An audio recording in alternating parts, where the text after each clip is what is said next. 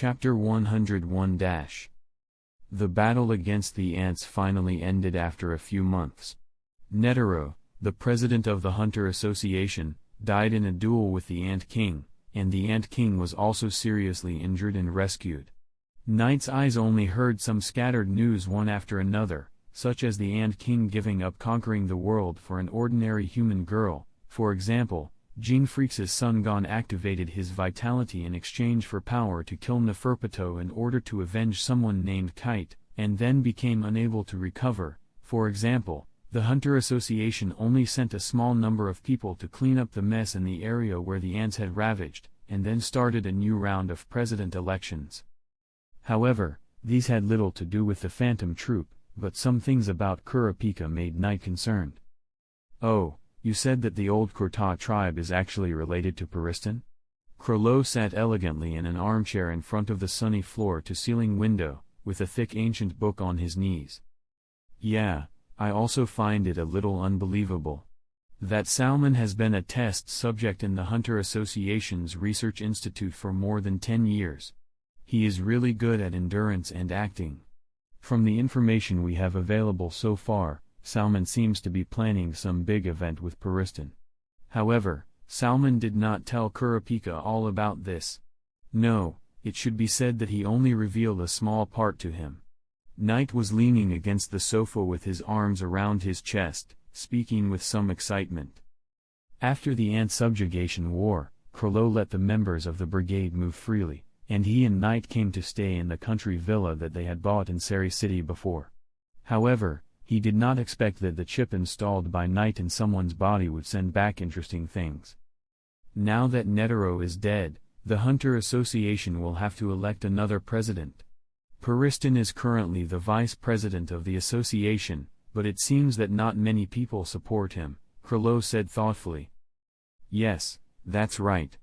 Because he was pushed up before when someone was needed to take that position in the competition between the Hunter Association and the gang forces, and in order to restrain that person's actions, Paristan was chosen, someone with outstanding abilities but a not-so-ideal reputation.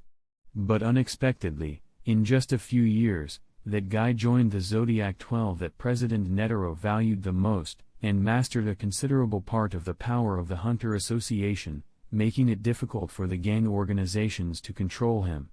But because of this, Paristan's popularity is limited to the part he controls, and other people are not interested in him," Knight explained.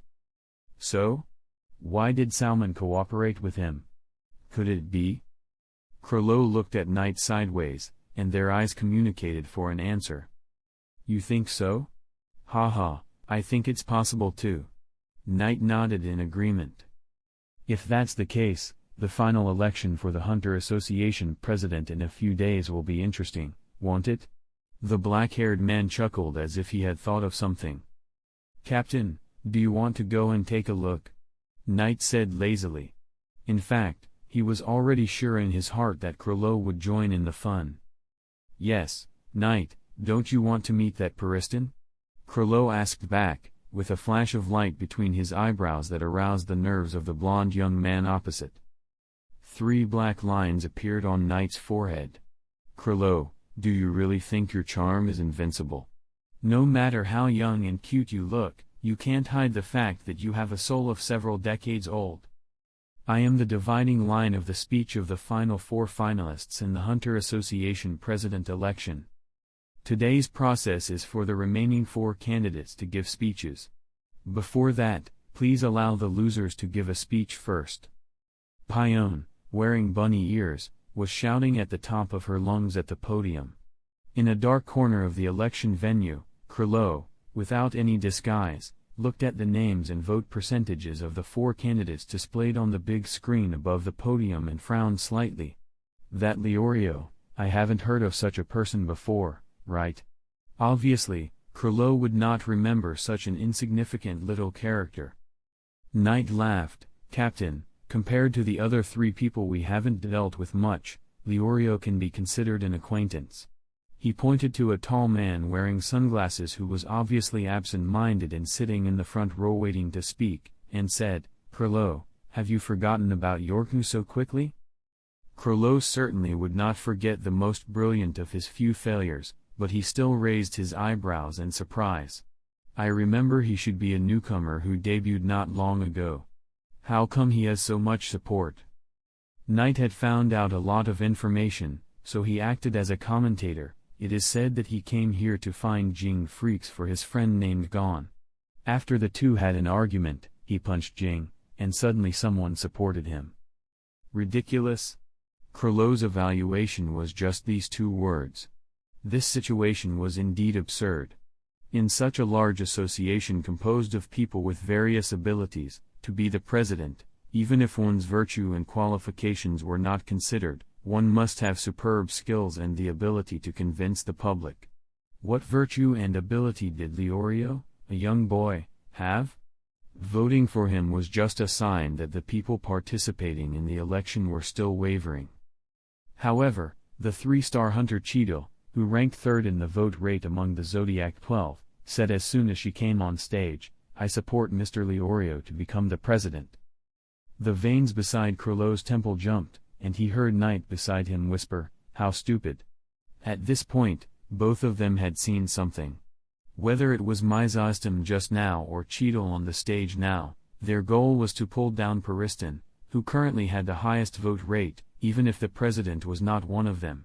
But at this point, don't you consider the thoughts of the person who was pushed up? Leorio, who seemed to be very nervous, didn't appear to want to participate in it. Finally, it was Leorio's turn to speak.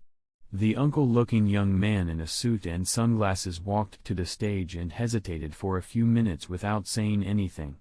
Just as people below began to boo, he suddenly shouted loudly, "If I become the president of the Hunter Association, my first order will be to ask everyone to put down their work and do their best to save Gon." Huh? This is quite interesting, Krollo laughed softly. Listening to Leorio's almost incoherent but heartfelt speech, as well as observing the hunter's expressions, his black eyes narrowed slightly. What an unexpected result. Knight, what do you think Pariston will do? How will he fight back against him? The blonde spider shook his head and said, "In my opinion, if Pariston really fights back at this time, I'm afraid his support rate will drop to an incredible level. How could he, such a smart person, do such a stupid thing?" Sure enough, Pariston first said that if he became the president, the first thing he would do would be to rescue Gon. Then, in the next sentence, he changed the subject and talked about the 3 necessary conditions for being the president of the Hunter Association. The first is strength, the second is qualifications, and the third is magnanimity. He also jokingly said that he did not have any of them, but the person he nominated was Myzostom, who had the lowest vote rate. Knight tilted his head and whispered in Krollo's ear, "He's trying to divert other people's attention." Krollo said, "Although that may be the case, I think he's already won." Chapter 102 Unexpected Results. The result of another vote was that Leorio was in the lead, but he and Pariston still had to compete one last time. Pariston asked first, "Mr. Leorio, please repeat what you would like to do if you became the president of the Hunter Association?" Leorio replied impatiently, "Of course, save Gon. Gather everyone." "Well," Pariston continued with a hearty smile, "do you have any opinions on the association's personnel and organizational reorganization?" "No." Leorio answered. "I just meant to save Gon." His attitude was already somewhat impatient, and his tone became blunt and rude, but Pariston seemed not to notice and continued smiling. "So, Mr. Leorio, what questions do you want to ask me?" No. Leorio almost jumped up and down. He was trapped as soon as he came here, and Gon's life or death was unknown. How could he be in the mood to participate in such an election? But no one was allowed to leave before the results were out. "Thank you for your answer." Pariston seemed satisfied and suddenly turned to everyone. "Then now, I would like to propose 10 changes to the Hunter exam." "What is he doing?" Knight looked at Pariston, who was speaking rapidly from the podium. Was he discussing that kind of thing to gain more benefits in the Hunter Association? Or He's waiting for the right time, Krilo suddenly answered Knight's question. Although I don't know what he's waiting for, that guy is obviously not interested in winning the presidency. His eyes didn't leave the man on the podium, perhaps analyzing his every move, perhaps studying his every expression. After more than 10 seconds, Krilo said again, that man's goal is not to become the president. Really? Knight couldn't help but look at Krilo. He was indeed a bit inferior to him when it came to reading people, but if Puristan didn't intend to win the presidency, then what was his goal? Bang! The door to the venue was suddenly pushed open from the outside. A hedgehog-haired boy was surrounded by several people. Leorio, who was standing at the podium, suddenly lit up. Gone. It's really gone. Leorio, it's me. I'm fine now. The boy scratched the back of his head and said with a smile. Leorio didn't care about anything else. He threw aside the microphone and ran over to hug Gon tightly.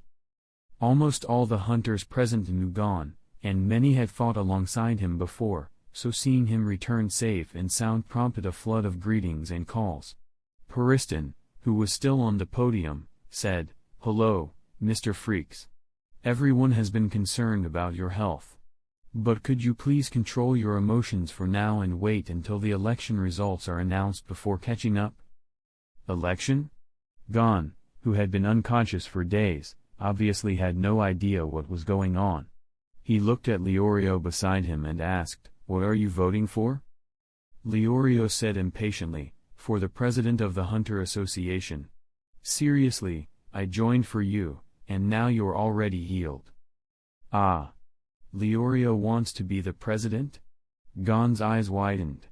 In his impression, Leorio's ambition was, "Yes, Mr. Gon, we've reached the final step. Mr. Leorio and I are the last two candidates. His election promise was to save you, so I would like you to make the choice between us," said Puristan. "Choose," Puristan said. "Who do you want to be president, me or him?" "You're asking me to choose." Gon was clearly confused. He had no idea what was going on. Puristan smiled in understanding. "It's okay, just follow your intuition." "Intuition?" Gon pointed at the podium. "Then I vote for Mr. Puristan." The whole audience erupted in uproar. "Why did you choose Puristan?" Shido couldn't help asking. Gon scratched his head. "Because Leorio's ambition is to be a doctor, not a president." So everyone was defeated, by simple logic. What a turn of events, huh? Krilo looked at the results of the final vote. Puristan had successfully become the president of the Hunter Association. He must have predicted everyone's actions beforehand, right, Knight? "Yeah, a guy who's very good at reading people," Knight nodded. "We need to be more careful." The election results had been announced, so there was nothing left to watch. But then something unexpected happened. Puristan stood on the stage and issued his first appointment after becoming president. "I appoint Miss Cheadle as the vice president. In addition, I hereby announce my resignation as president." Another wave of uproar swept through the audience. Puristan was perfectly calm. He bowed and walked away from the chaos he had stirred. Several members of the election committee exchanged bewildered glances. What just happened? Is that really the case? Knight heard Krilo chuckle beside him and said, "Let's go meet that guy." He knew that Puristan had finally caught Krilo's interest. Although waiting for something to happen under a tree is a foolish idiom, it sometimes applies. Wasn't the man in the striped suit now walking toward them Puristan Hill, who had just resigned as president? Are you two looking for me? Two very unfamiliar yet very remarkable gentlemen. Puristan would never assume these two people standing in his path weren't here for him. As he spoke politely, he was already assessing the power gap between them. He knew he couldn't handle both at once. "Well, Mr. Hill, I just wanted to thank you for letting me see a wonderful show," Krilo said, hands in his pockets, his expression serene. "Sir, what do you mean?" Puristan feigned ignorance. What do I mean?" Humph. I'm just looking forward to the excitement ahead, Krilo said with a faint smile. If there's a chance, I'd like to invite you for a drink. But what a pity. Let's go. The last line was addressed to Knight. Wait, sir, I haven't asked your name yet. Puristan called out as they passed by. His instincts told him these two might be future enemies, and not knowing their names felt dangerous. The black-haired spider turned half his face and said calmly, My name is Krilo Lucifer. Although this is our first meeting, I've known of Mr. Hill for a long time. Puristan's smile froze momentarily. Krilo Lucifer, how could someone like him, who operated within the underworld, not recognize that name? But then, the spark in his eyes gleamed brighter. With an opponent like that, he could truly plan on a grand scale.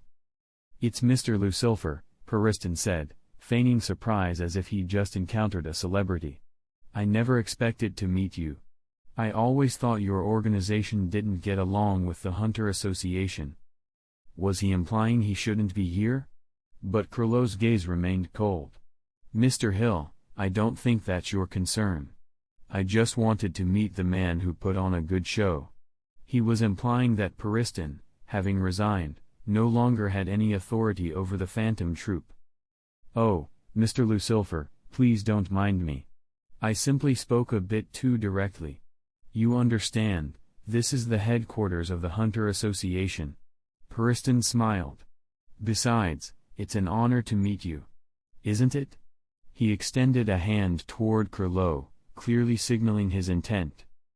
Krilo ignored him, but Knight stepped forward, shook his hand, and smiled. I'm also pleased to meet Mr. Hill. Oh, I forgot to introduce myself, my name is Knight, and I'm just a civilian. Huh? Puristan's eyebrows twitched slightly, and his hand recoiled as if shocked. A small chip dropped from between his fingers to the floor. Oh my, I'm terribly sorry. Knight bowed his head and said apologetically, I'm sorry, some habits are hard to break. Please don't be offended. No, Puristan replied with a humble smile. I'm quite tolerant of people's little quirks, because I have many flaws of my own. Mr. Knight, it was a pleasure to meet you.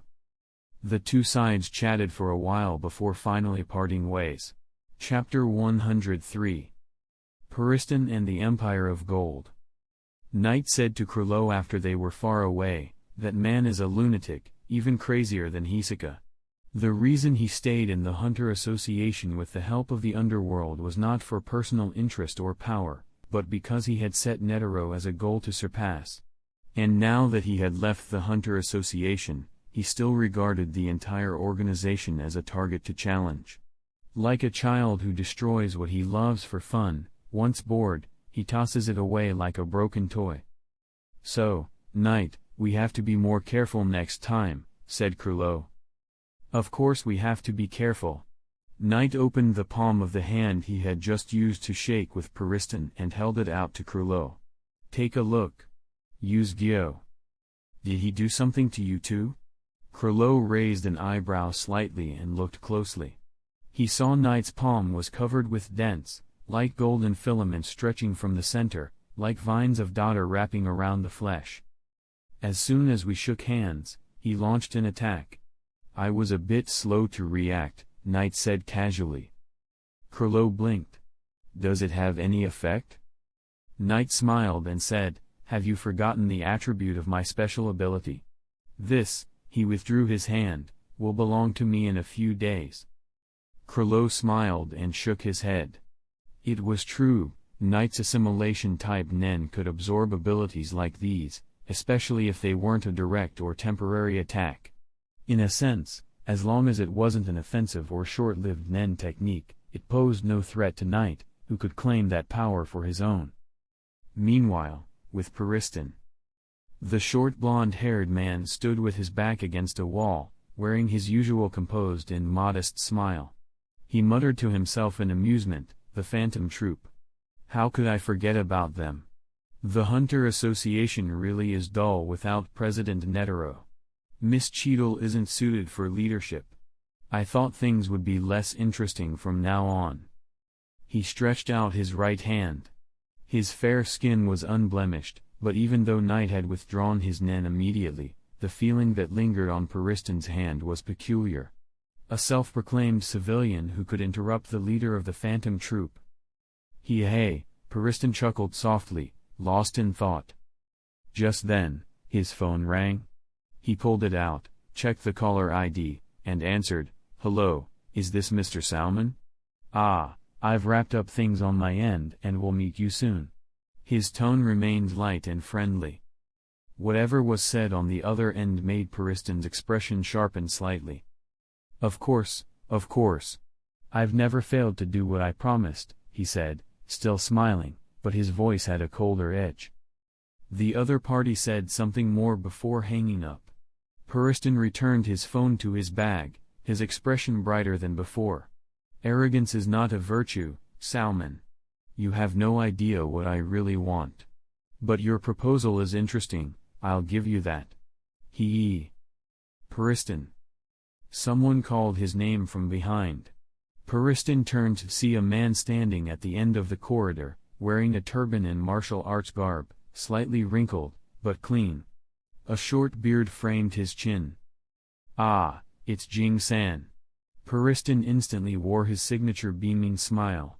"I was just heading back to the office. What brings you here?" Jing snorted and turned his head slightly. "I was just passing by," he said. "But even if this is a coincidence, there's something I must say to you, Pariston." He turned his gaze directly on the blond man, his tone serious. "Sometimes, you need to think harder. The world isn't your playground." "How did you come to that conclusion?" Pariston looked a little uneasy. "How could you misunderstand me so, Jing-san? Take today, for instance. I never thought I was qualified to be Hunter Association president. That's why I voluntarily stepped down, giving the role to someone more virtuous and capable. Isn't that what everyone hoped for?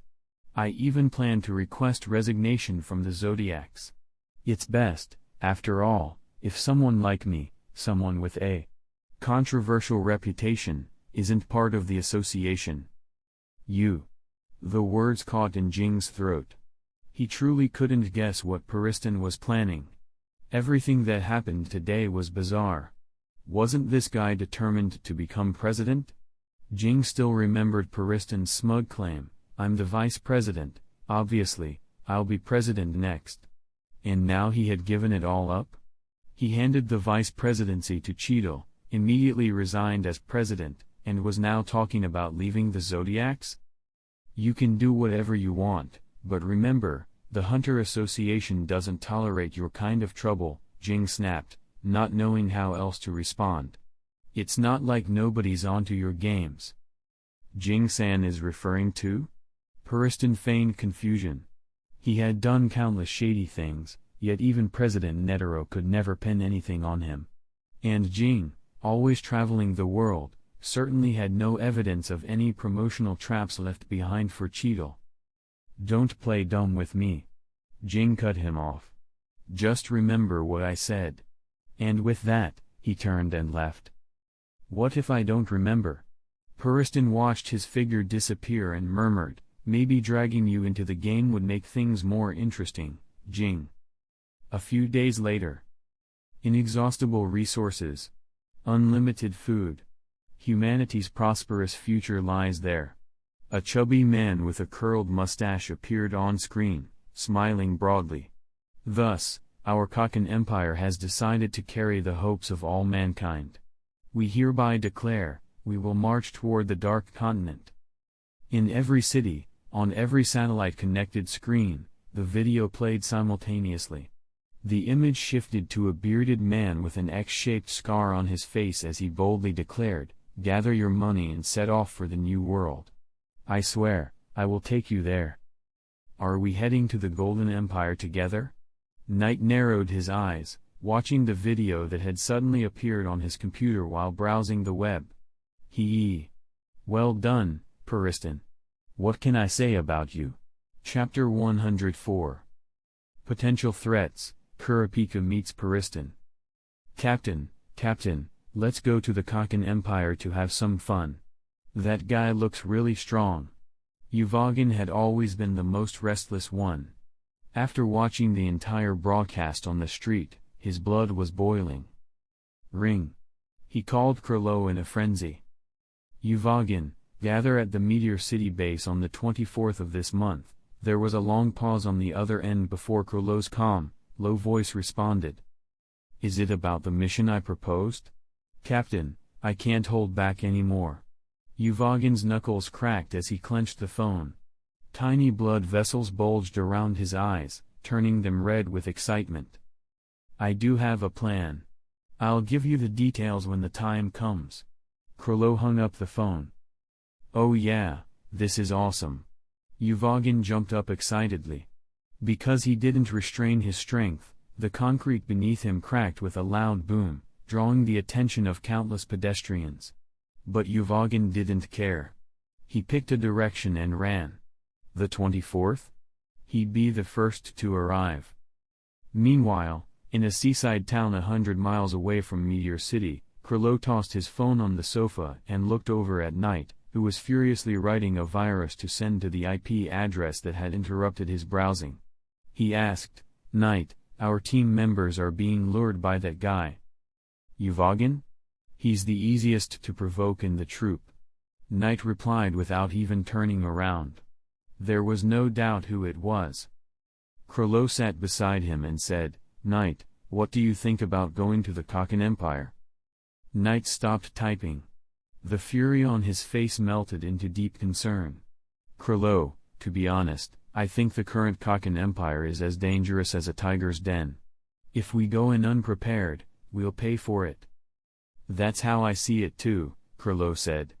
They've gathered powerful people into that small Kaken Empire. Just entering means passing multiple layers of scrutiny.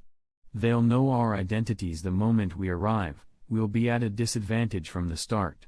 Many strong people are flocking there, and not all of them will set foot on the Dark Continent. If the organizers decide to choose candidates based on strength, it'll result in bloodshed. Even the qualified ones will likely face a grim fate. Exactly. Based on my analysis, a massive amount of energy is needed just to breach the boundary between our world and the Dark Continent. So those who arrive first at the Kaken Empire are most likely to be used as cannon fodder. The Dark Continent. In every record, it's nothing but a death zone. In other words, no one has ever returned with any solid data, not in this century, not before. Try to gather as much intel as you can on the Empire of Gold and the Dark Continent, said Krilo. If needed, involve Kurapika. The two surviving Cortam members were also in the Empire of Gold. In fact, the uproar in the Empire of Gold was largely stirred up by Salmon's proposal. Periston also played a key role. First, he backed the Empire's reforms. With his masterful persuasion, he rallied a faction of powerful individuals, forming the initial expedition team. He even recruited Netero's estranged son, banished by the former Hunter Association president, as cannon fodder. That's how he hijacked the Hunter election and dropped this global bombshell. Logically, Krilo wouldn't be interested in such a mission. He had no particular desire to explore the Dark Continent, especially with its dangers outweighing the potential benefits. But Periston had stirred the pot so violently that it threatened to shift the world's balance. It would ripple through Meteor City, the Hunter Association, and even the criminal underworld. The troop couldn't afford to ignore it. So, even if he was displeased, Krilo had no choice but to go to the Kaken Empire. Tell Maki to send out the order to gather, Krilo said, massaging his temple. We can't arrive at the border late. Recruit a few more eyes to scout ahead. Got it, Krilo, said Knight. Location, Kaken Empire, Royal Palace. The blonde, blue-eyed Kurapika slowly pushed a wheelchair down the marble corridor of the palace in the capital of the Kaken Empire. Sunlight gleamed off the white stone columns, and vibrant plants lined both sides, lush, manicured, and elegant. This palace had been constructed back when the Kaken Empire was a constitutional monarchy. Its location and architecture followed noble court design, rich in romance and grandeur, just like the Dark Continent, with its mythical promise of unlimited resources. But now, the once smiling blonde youth who bore a mountain of grief wore a cold expression. Not even the sunshine could warm his frozen heart. "Kurapika," the old man in the wheelchair suddenly said, "are you showing your disapproval?" The aged Kurta elder could easily see that his descendant was conflicted. "I." Kurapika paused for a long time, unable to speak the word no. He didn't fully understand Salmon's plan. All he knew was that it had likely been set in motion years ago. He had once thought he'd accepted his fate, following his uncle. Salmon insisted he call him that, to the Dark Continent. But Salmon, who had been warped by decades of imprisonment, was truly unhinged. Kurapika didn't know what to do. If his enemy were just the Phantom Troop, with their 13 members, he still had hope. But when Salmon said he had to kill enough humans to rid himself of his hatred, Kurapika knew he couldn't do it. "Put away your sympathy and pity, you foolish boy," Salmon snapped. "Those who are not of our race cannot be trusted. Our people have been slaughtered and hunted. Kurapika, it seems you need proper training, to change your mindset." His tone softened. "We'll begin tomorrow. I'm tired. Take me to my room." "Okay, uncle," Kurapika answered, pushing the wheelchair briskly into the side hall. "Please rest well." He gently helped Salmon into bed, covered him with a thin blanket, and turned to leave. Kurapika. "Uncle? Remind me at 4 o'clock this afternoon," Salmon instructed. "Yes. I will." Kurapika nodded and quietly shut the door behind him. As he did, a man in his 20s wearing a suit and a dazzling smile walked toward him. "Hey, is Mr. Salmon inside?" The man smiled as soon as he saw Kurapika. "He's resting. Do you need something?" Kurapika hadn't seen this man before in the Kakin Empire, so he remained guarded. "If he's resting, I'll speak with him later." The man looked Kurapika up and down with interest. "You seem to be the new hunter from the 287th exam. Your name is Kurapika, right?" Kurapika was startled that the man knew who he was. His vigilance deepened. "Who are you? How do you know my name?" He was sure they had never met. "Ah, don't worry, young scion of the Kurta clan," the man said, still smiling. "My name is Pariston Hill, and I'm one of Mr. Salmon's partners. As for how I know you, ha. Pariston's grin widened. "Not long ago, I was the vice president of the Hunter Association." Chapter 105. Dye him black. It's not surprising that Pariston knows Kurapika. As a former vice president of the Hunter Association, he was responsible for overseeing hunters under the association. Remembering a few notable individuals is trivial. Besides, Kurapika, Gon, who distinguished himself during the Chimera Ant conflict, and Leorio, who rose to prominence during the presidential election, are all licensed hunters from the 287th exam. Add to that Kurapika's rare identity as a Kurta, a nearly extinct tribe. How could Pariston not remember? Still, Pariston was slightly surprised. Though both Kurapika and Salmon had scarlet eyes, there had never been any news connecting the two. Salmon typically remained hidden in labs, and Kurapika had no opportunity to encounter him. Could it be that Pariston knew Salmon was using Kurapika, and vice versa? Their relationship wasn't close, there was too much room for variables. Kurapika froze. He hadn't expected that the seemingly young man before him, only a few years older, was actually the former vice president of the Hunter Association. He also hadn't expected this man to be one of Salmon's collaborators. "So, was it you who came up with the plan for the Kakin Empire incident?" Kurapika's expression turned cold. Salmon was physically disabled and couldn't act on his own, he relied on others for execution. Kurapika had only heard of such a partner but never imagined it was this man. "Eh?"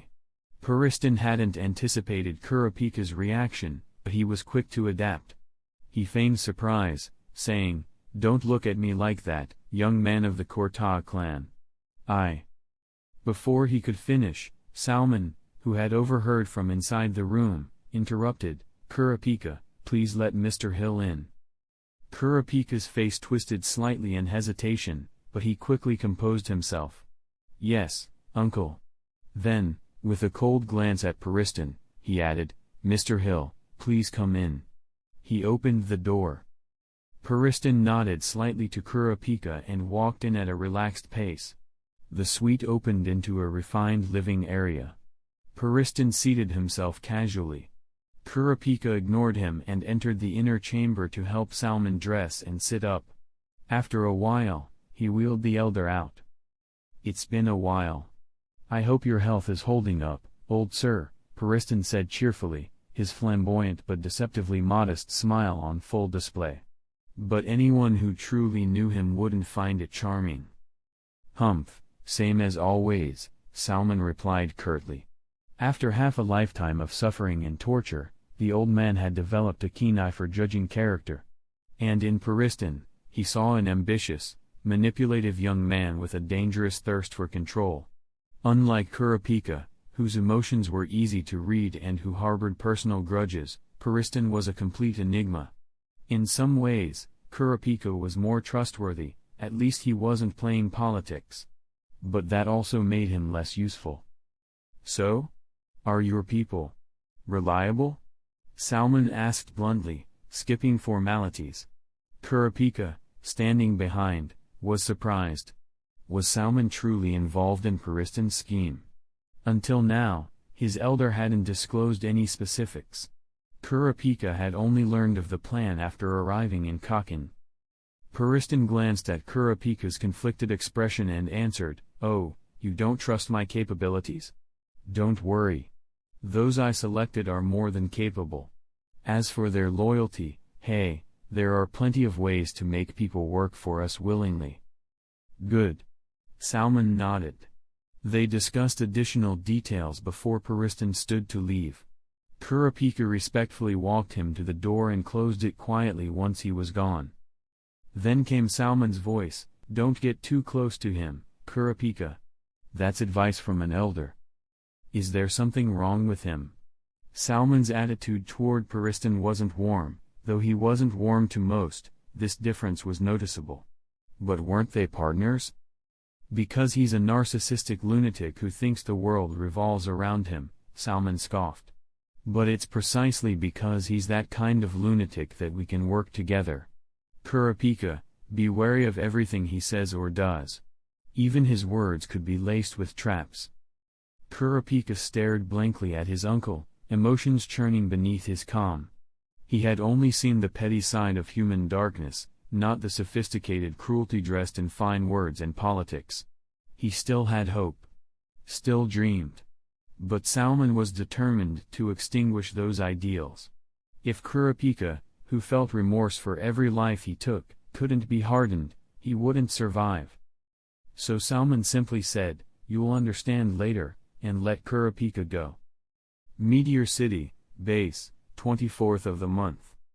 I don't agree with sending everyone, especially weaker logistics members, Knight said firmly, seated in a mid-level position in the Phantom Troops base hall. Knight, what are you? The first to lose her temper was the usually composed Pakanoda. Pakanoda, listen to what Knight has to say. Krolo calmly interjected. Knight didn't even look at her. He continued, First, this operation isn't a typical mission, this isn't some ruin to explore or treasure to plunder. Even with a detailed plan, it could fall apart. That means loss of manpower. What kind of plan do we need? We charge in, kill everyone, and leave, Uvagin yelled, cracking his knuckles. Knight gave him a lazy glance, and the hulking brute almost slunk into the shadows. Second, Knight continued, we'll be exposed. The Kakan Empire is currently under global scrutiny. I can't prepare in advance.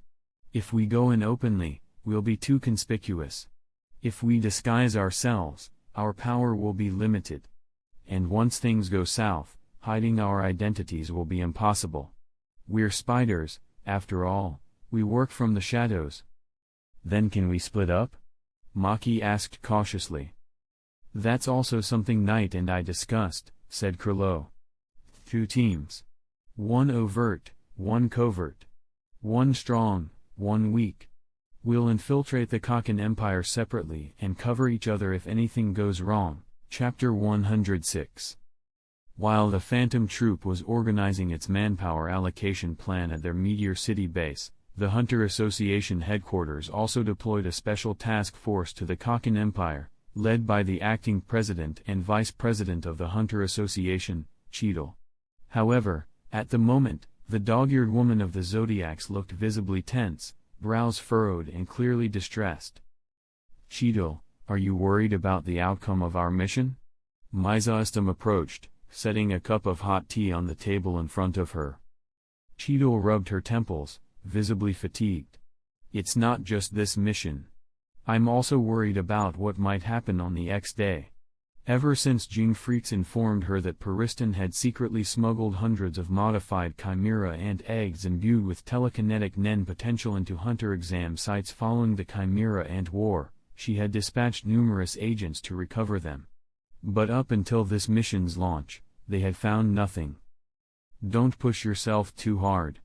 Didn't you assign Pion and Seiyu to handle it? Trust in their skills. Mizaistam offered some encouragement. I know. It's just always at the back of my mind. Cheadle shook her head. By the way, Mizaistam, what's your honest opinion about this mission? He hesitated briefly. It's just a mission, he replied, though his expression darkened. Cheadle added, I don't know why President Netero left behind that video message, but I can't shake this unease. Mizaistam, do you think we're really supposed to follow through with this?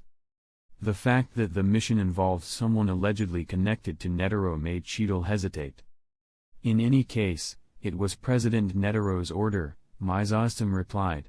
We're here to execute it. But... Cheadle glanced at the solemn faces of the agents in the airship cabin. I'm not the only one feeling this way. The mission details had only been revealed after the team was selected, and their reactions had been anything but calm. Mizaistam fell silent. Hey, what's with the heavy mood? Said Kanzai, the Zodiac Tiger. Only half of the Zodiacs had joined this special operation. The rest of the team consisted of elite hunters. We were discussing the mission. Cheadle looked up. What do you think, Kanzai? Kanzai scratched his head. Sure, it's tough. But if President Netero said to do it, then we just do it. He must have had a reason, right? Besides, isn't the V5's directive also to arrest beyond Netero? Both Cheadle and Mizaistam were taken aback. Sometimes, a simple mind can cut through complexity, but was that always a good thing? Enough, let me say it, Cheadle. Badabai, who had been silent until now, suddenly interrupted. You know something? Cheadle asked. Badabai Higante, one of the Zodiacs, was from the same generation as Netero and held in high esteem. What secret would he reveal now? I probably shouldn't bring this up, so many years have passed, Badabai began. But this is Netero's greatest regret. The stain on his career as Hunter Association president.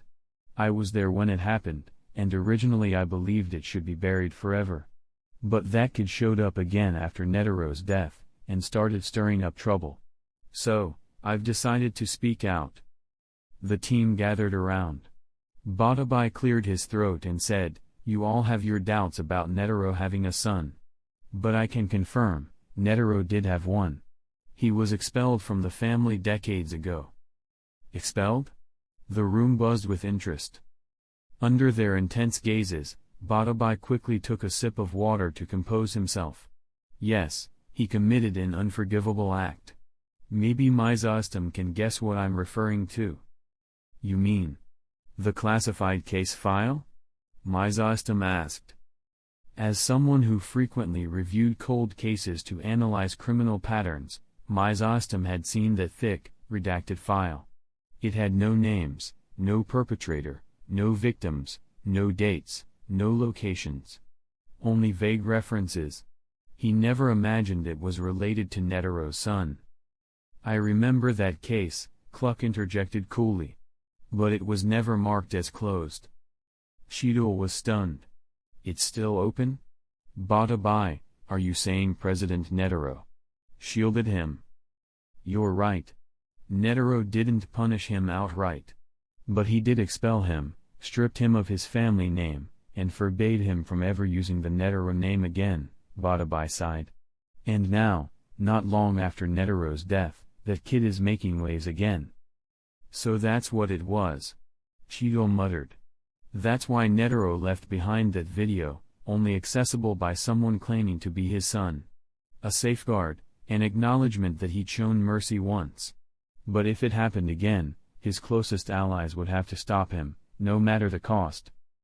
Then, Cheadle said firmly, standing up, as acting president, I hereby issue an order, capture beyond Netero with all available force. Yes. The Hunter Association's special airship landed on the helipad in Ramstein, a neighboring country of the Kaken Empire. Cheadle and her team disembarked and were greeted by local Hunter Association staff stationed there. Welcome, Acting President. I'm Joki, head of the Ramstein branch. Awaiting your orders. The woman was stunning, dressed in a formal business suit that accentuated her graceful and professional air. Understood, Joki. Take us to the office first. I need to finalize some logistics, said Cheadle. Chapter 107. The Hunter Association office in Ramstein was located in a small northern town.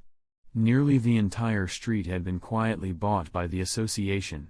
Aside from one clearly marked building bearing the association's emblem, the rest had been converted into restaurants, clothing stores, convenience shops, and more. Some clerks were ordinary workers who had signed strict confidentiality agreements with the Hunter Association, others were licensed hunters who simply preferred to live quietly. These individuals lived normal lives, but also monitored local developments and reported to the Ramstein branch. Similar setups existed in cities worldwide. A few star-ranked hunters might know about these spots, but only a small circle had comprehensive awareness. Joki quickly led Cheadle and her team to the association's local office. Joki, have someone arrange for the hunters I brought to rest in the lounge, Cheadle instructed. You and I will talk in your office. I want the full briefing. Yes, Acting President, Joki said briskly. She called for an assistant to handle accommodations, then guided Cheadle and a few others into her office. Start from the beginning. What's happened these past few days?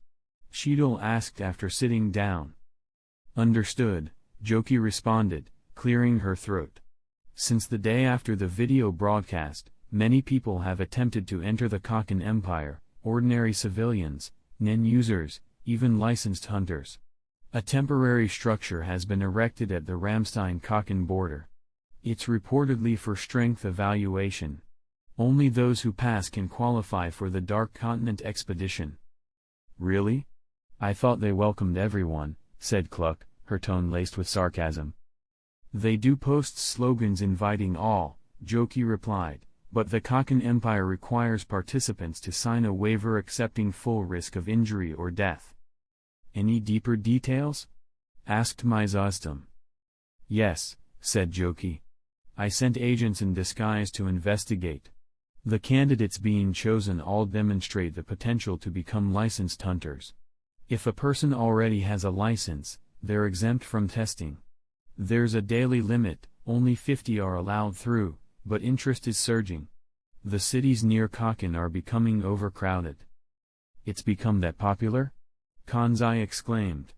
So in addition to food and lodging issues, public safety is also in jeopardy. You'd need a massive security force just to maintain order. The room fell silent. Everyone knew that in this world, the strong held power, and often little regard for the weak. If temperaments were good, it might be fine. But arrogance could lead to innocent casualties. In this chaotic state, people flooding into Kaken chasing fantasies of wealth would only increase the risk of conflict and exploitation. Stronger, Standardized oversight was essential. Yes, exactly, Joki said with difficulty. There are simply too many people. In Ramstein alone, over 10,000 have arrived in 1 week. Hotels are packed. We've even seen people force their way into private homes. The local government has come to us for help multiple times, but my staff is limited. Her voice trailed off awkwardly. Cheadle's eyes narrowed. Are you saying even Hunter Association members have defected? Yes. Some left their posts without authorization and went straight to Kaken. Half the rest are visibly restless. In such an atmosphere, it was inevitable. Hunters were proud and driven by a thirst for knowledge and adventure. How could they sit back and watch people weaker than themselves rush off to chase the greatest mystery of all? Understood. Cheadle's expression darkened. The situation was worse than expected. She needed her team's input. Thoughts? Issue a warrant immediately, said Mizostom. We can't allow this chaos to spiral further. I believe Beyond Netero should be arrested immediately for endangering global security. I agree with Mizostom. Kanzai added. Delays will only make this worse. We should notify the V5, hold Kaken accountable, and send a representative to order their king to shut this operation down at once. Badabai didn't speak, but his furrowed brow indicated deep contemplation.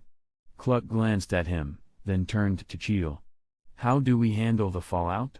If we don't address the wave of people gathering here, and those they've influenced, the Hunter Association will lose face. Should we release President Netero's final message to the public?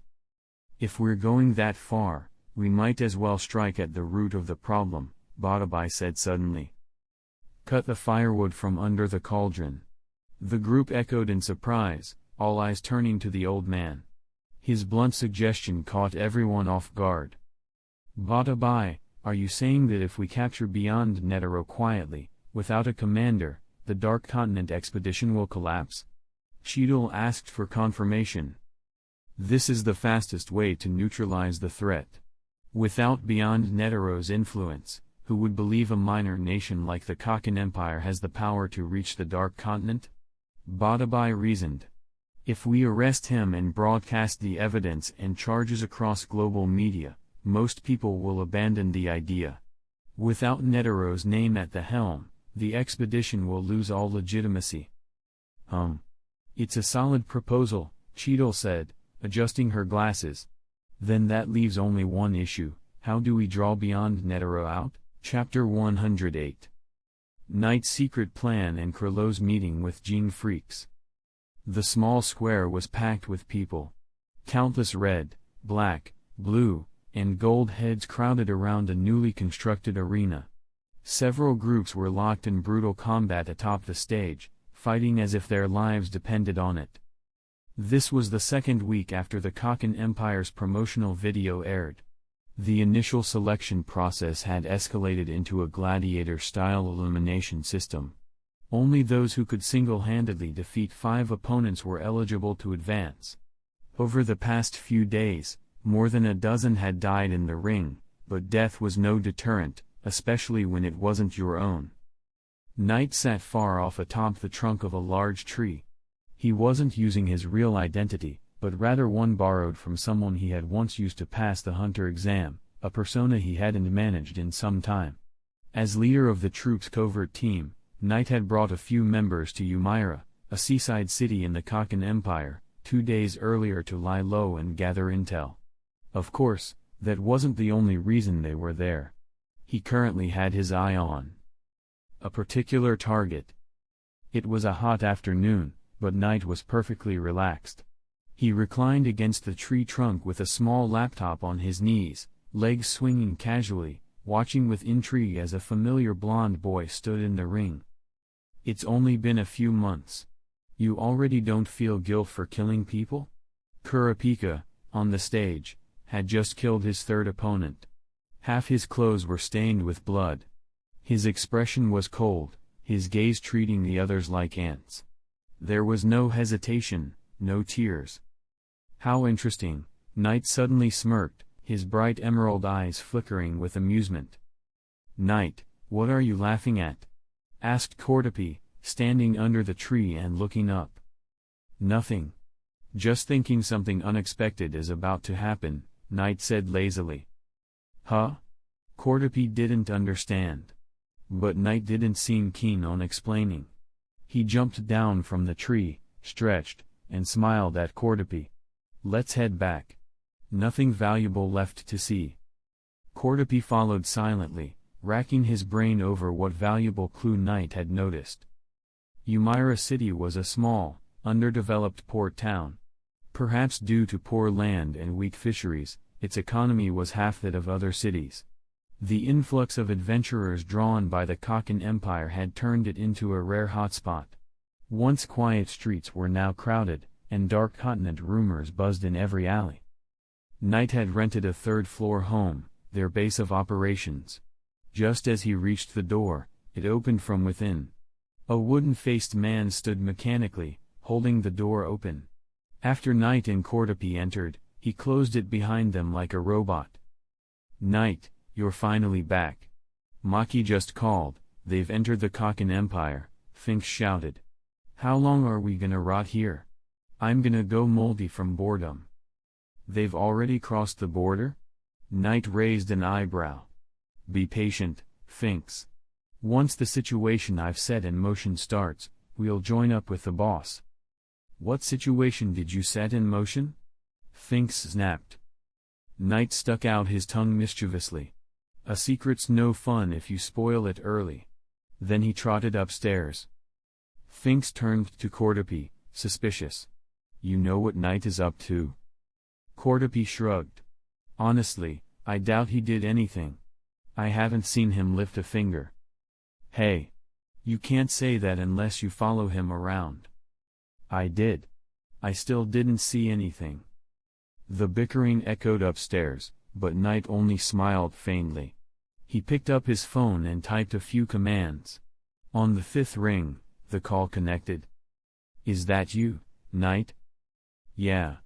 Krilo, are you already inside the Khakan Empire?" "According to their plan, he shouldn't be there yet." "Haha, some invitations are hard to turn down, Knight." Krilo sounded relaxed. With Knight's understanding of him, he could immediately sense the group leader was interested in something. But who had invited him? Someone Knight knew. Or didn't? Krilo clearly had no intention of sharing, and Knight knew it. "In that case, I won't interrupt your guest. But check the files I sent when you have a moment." "Got it. I'll contact you later," said Krilo.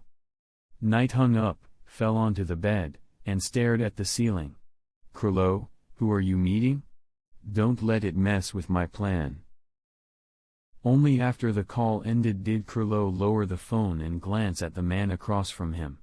"Now, tell me, why did you approach the Phantom Troop instead of the Hunter Association?"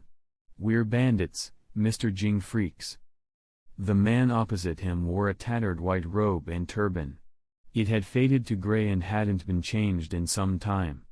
Jing looked up, dark eyes meeting Krilo's. "Sometimes, it's easier to get things done with bandits than through official channels. What do you think, Captain of the Phantom Troop?" "Humph." Krilo smirked but held back. Jing leaned back, arms crossed. "You'll agree to work with me, won't you? Given what's at stake. And our common enemy." He was right, neither of them wanted the Khakan Empire's ambitions to go unchecked. Krilo could feel it in his gut, this partnership made sense. "You're awfully confident. I hear you're also an enhancement type. How about we compare whose punch hits harder?" Yuvagin, standing behind Krilo, growled. "Top 5 Nen users?" He'd believe it when he saw it. Jing gave Yuvagin a glance, then looked away. "Is that your criteria for working together?" "No," Krilo finally answered. "I just have a question." He narrowed his eyes. "Why are you only targeting Paristan, and not beyond Netero? As a former bounty hunter, wouldn't chasing criminals suit you more?" Jing frowned. "The Hunter Association isn't idle. But cunning men need equally cunning hunters. As for me, he smirked, I have bigger fish to fry. Kurlo chuckled. Jing Freaks really was as likable as they said. Not a bad person to have as an ally. All right, Jing. I accept your offer. But I won't promise to avoid civilian casualties. His golden eyes gleamed. I just want results, Jing replied. Then, happy cooperation, Kurlo said, extending his hand. It's a pleasure to work with you. Chapter 109. The selection ring for expeditions into the Dark Continent was always teeming with participants unafraid of death. Bloody corpses discarded nearby only fueled the crowd's fervor. In this world, strength reigns supreme, and many refuse to be merely ordinary. On the stage, the blonde fighter who'd slain 4 opponents the previous day, despite being beaten down last round, had now killed 2 more in a single breath. Amid the roar of private gamblers, a man in a red vest boomed to his companion, I bet this guy makes it today. His blue-haired friend sneezed mid-sentence. He was seriously injured yesterday, how would he recover so fast? Must be my lover back home missing me. He replied flamboyantly, wiping his nose theatrically. Suddenly, a hush fell as someone nearby collapsed, a gray pallor, eyes shut, dark red veins spreading like shattered glass across his skin. A friend confirmed the worst, he's dead. Panic spread as the crowd backed away. He's dead, who did this to my friend? The bereaved man roared, sending the spectators into retreat. He hissed to his companion, let's get out of here before we're next. Most paid no attention, such deaths were dismissed as accidents or illness. The body was removed discreetly, along with the others who fell in the ring. But this was just the beginning. In the days that followed, more bodies appeared in Umaira City, all with the same peculiar discoloration, and an ominous rumor took hold, anyone daring to challenge the Dark Continent would be cursed. In a modest Umaira house, Finks reclined on a wooden bench, staring at the blonde knight, who had his laptop open for the past hour. He suddenly asked, where did you get that poison, knight? Several heads turned toward them. The knight's green eyes glittered. He produced a book with a bloody handprint and flipped it open, mind poison, not chemical. You can't handle this one with your fists. Mind poison? Finks stammered, bewildered. How'd you get it? Knight smiled, tapping the page. I just copied it after seeing something interesting. The room went quiet, Cordopi and others stared at the book in shock. Is this why Knight isn't the leader? Shizuku ventured. No, Knight replied with a grin. Not an exchange, just a tool. He snapped the laptop shut. I won't explain now. Go out, but be careful. This mind poison spreads fast and unseen. Shift perspective.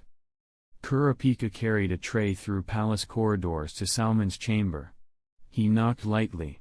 Uncle, breakfast. Come in, came Salmon's weak voice. Kurapika entered. It was dim, illness had driven Salmon to rely on faint sunlight and rest. A wave of despair hit Kurapika. He set down the tray. Your breakfast. Cold tone, Kurapika. Still angry at me? Salmon interrupted. He leaned forward, his tone wiry with intent. You're here to get your hands bloody, right?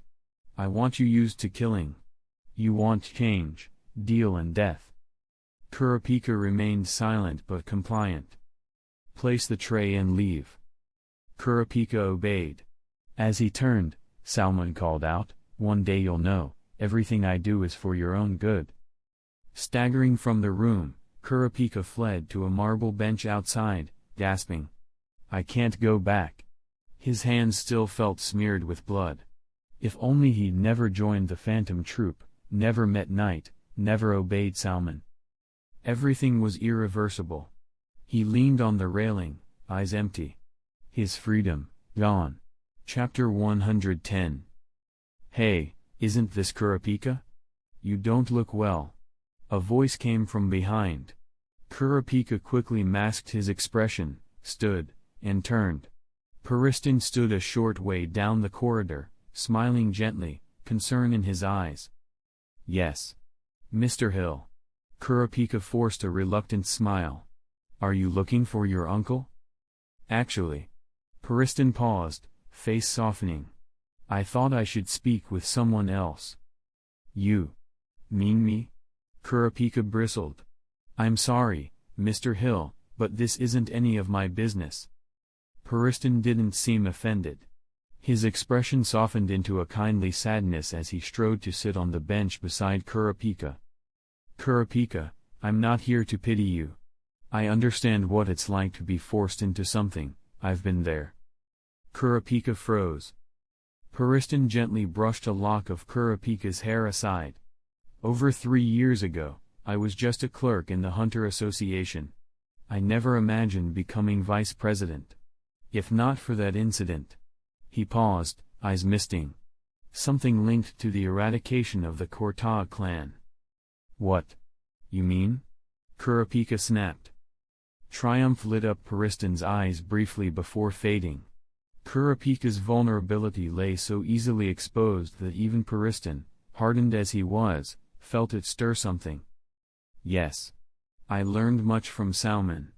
I was pushed to the top after the pro-human body research vice president was dismissed." Puristan looked down, sadness in his gaze. "That's what being forced felt like." "Why you?" Kurapika stammered. Puristan smiled gently. "I'm notorious. 3 years in office brought countless complaints, bribery, dozens of missing hunters blamed on me. Haha, I'm that villain." "Did you?" Kurapika didn't finish. Puristan patted his shoulder. "Don't misunderstand. As assistant team head, blame fell on me, so I didn't dispute it." He leaned in whispering, "Your uncle, he's your only family. Understand him." He stood and added quietly, "Work hard, and you'll control your destiny." I gave up that position. He turned and walked away. Night's falling. "Good night, Kurapika." Kurapika watched him go, silent. "Escape? Can I really escape?" Elsewhere in Umaira City. The once bustling city was eerily still. Panic and fear had gripped locals. Shops closed, hotels refused outsiders, many families fled. Night strolled through empty streets, ignoring the hostile stares. This mind poison rumor was real, and only affected outsiders. That was the point. The Khakan Empire, already on edge, was the perfect prime for chaos. His phone rang. Kurapika's voice came through. "Knight, have you seen what's happening in Umaira?" "Yeah, I did it." He paused. "Stirring trouble is just the prelude. You did say you'd have Jing freaks help catch Puristan, right? I helped the Hunter Association too. Now fewer people are flocking in, it's good for them."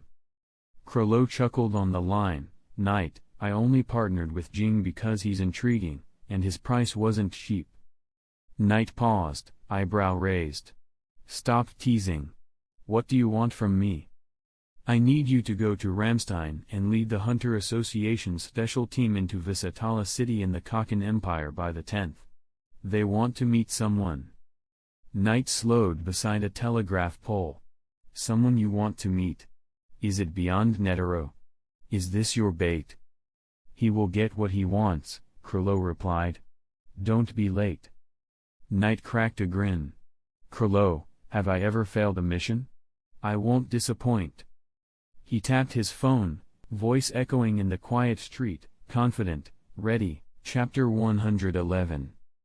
After bidding farewell to Kurapika, Puristan did not go to look for Salman as he had revealed, but returned to the royal city. Halfway there, he was called back by a phone call.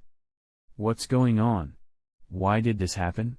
An irritable voice reached Puristan's ears from afar, mixed with a slightly quieter explanation. Puristan's eyes flashed slightly, and he recognized that it was the voice of Beyond Netero. "I don't care about all that. No matter if it's a conspiracy or a curse, no one can stop me. Beyond Netero roared again with strong anger. Puristan stood outside a door, listening. The smile on his face that never disappeared had a hint of sarcasm. Beyond Netero, so different from the former president, reckless, arrogant, and stupidly unable to see the situation clearly. I really don't know how this man survived until now after being kicked out of the house by his father. But isn't this the biggest reason for me to find him? A useful chess piece. Puristan never thought about really setting foot on the Dark Continent. As a smart and well-read man, he naturally saw the record about the forbidden area of the Dark Continent in the historical archives of the Hunter Association. As long as humans set foot on the Dark Continent, an unprecedented disaster will befall. This disaster is not one that subverts civilization. Why do you say that? The meteor street that has existed in the world for more than 1,500 years can prove this. If everything had to be rebuilt, Meteor Street would never have existed for so long. It might be a plague or a natural disaster. Puristan's game objects are never civilians. Even if he calls someone weak, he only refers to weak person among non-ability users. If the world experiences a near-death state, who would still be willing to play games with him? So the so-called setting foot on the Dark Continent is just the final gimmick of his game, a false fantasy to attract the attention of participants. The real purpose is to find someone good enough to be his game opponent, and now, that person seems to have appeared. The outcome of the game was not important. If he won, Puristan had 1,000 ways to make his chess pieces die silently, and with gratitude. And if he lost? No, had he ever lost? Puristan put on his confident smile again and pushed open the door. You're finally here. As soon as Beyond Netero saw the person who opened the door, he roared at him. The gathering point in Umaira City has been completely abandoned. Some people who returned from there have died, but we still don't know what happened. Puristan, you have to think of a way out. Puristan smiled at him and said, Don't worry, I'll find a way. After calming down the irritable beast, he turned to the man who had just been angry at Beyond Netero and asked, What did you find? This was a nerdy man with messy hair and thick, round glasses. Hearing Puristan's question, he slowly pushed back the frame of his glasses and said, Although there have always been taboos in the Dark Continent that humans cannot violate, we still cannot fully determine the cause of this incident. However, Puristan, can you come with me to the basement to take a look? Maybe you can find something. Then let's go. Puristan readily agreed to his suggestion. The basement, the man with glasses laboratory, was located 10 meters below sea level. It wasn't very cold, but the cold white tone and various silver instruments made people feel that something was wrong. The basement wasn't big, and many animal and human specimens collected by the man with glasses were stored here. The bleak light shone on the preserved bodies soaked in glass containers, making people feel a chill. But obviously, no one who entered this basement felt timid at the sight of severed limbs in jars. The man with glasses took Puristan and Beyond Netero, who was eager to know the answer, to a fluorescent microscope. He adjusted the focus himself and used a special projector to project the image onto the white screen opposite. This is a substance I extracted from the festering matter of a living person. Originally, because I was worried about infection, I not only wore protective gloves when collecting it, but also used telekinesis to isolate myself from contact with the festering matter. He paused, then continued, but I was infected because of it. As he spoke, the man with glasses tore off the glove on his left hand, revealing a hand covered with green hair. What? That thing can really infect other people? Beyond Netero said angrily. Puristan stroked his chin, carefully observed the foreign object in the glasses man's hand, and then asked, And then? The man with glasses snorted, put his gloves back on, and said, I found that none of those who didn't have Nen were infected with this strange disease. Those who died were all Nen users. If my Nen wasn't poison type, I'd probably have died too. What do you mean? Puristan said. Look at the screen, the man with glasses said. He slowly channeled his telekinesis to the specimen under the microscope and explained, "Those things survive by absorbing the thoughts of the parasites. I checked the marks on no less than 50 people. The reasons for their death were different. The only consistent thing was that the festering marks on their bodies would disappear within a day after death, leaving the same corroded scars. The infected are all NEN users, and they leave the same scars after death. As a poison-type NEN user, you can effectively control it after being infected. Are you implying this incident isn't a curse at all, but someone did it intentionally?" Puristan said with a smile. "In fact, I also think that possibility is greater." Okay, let's go upstairs and talk. The air here is really unbearable." Beyond Netero shouted. There was always a strong smell of formalin wherever specimens were stored. People unused to it found it pungent and uncomfortable. "All right," Puristan said, "this isn't a good place to talk either. Let's go to the conference room and gather everyone." The man with glasses shrugged and had no objection.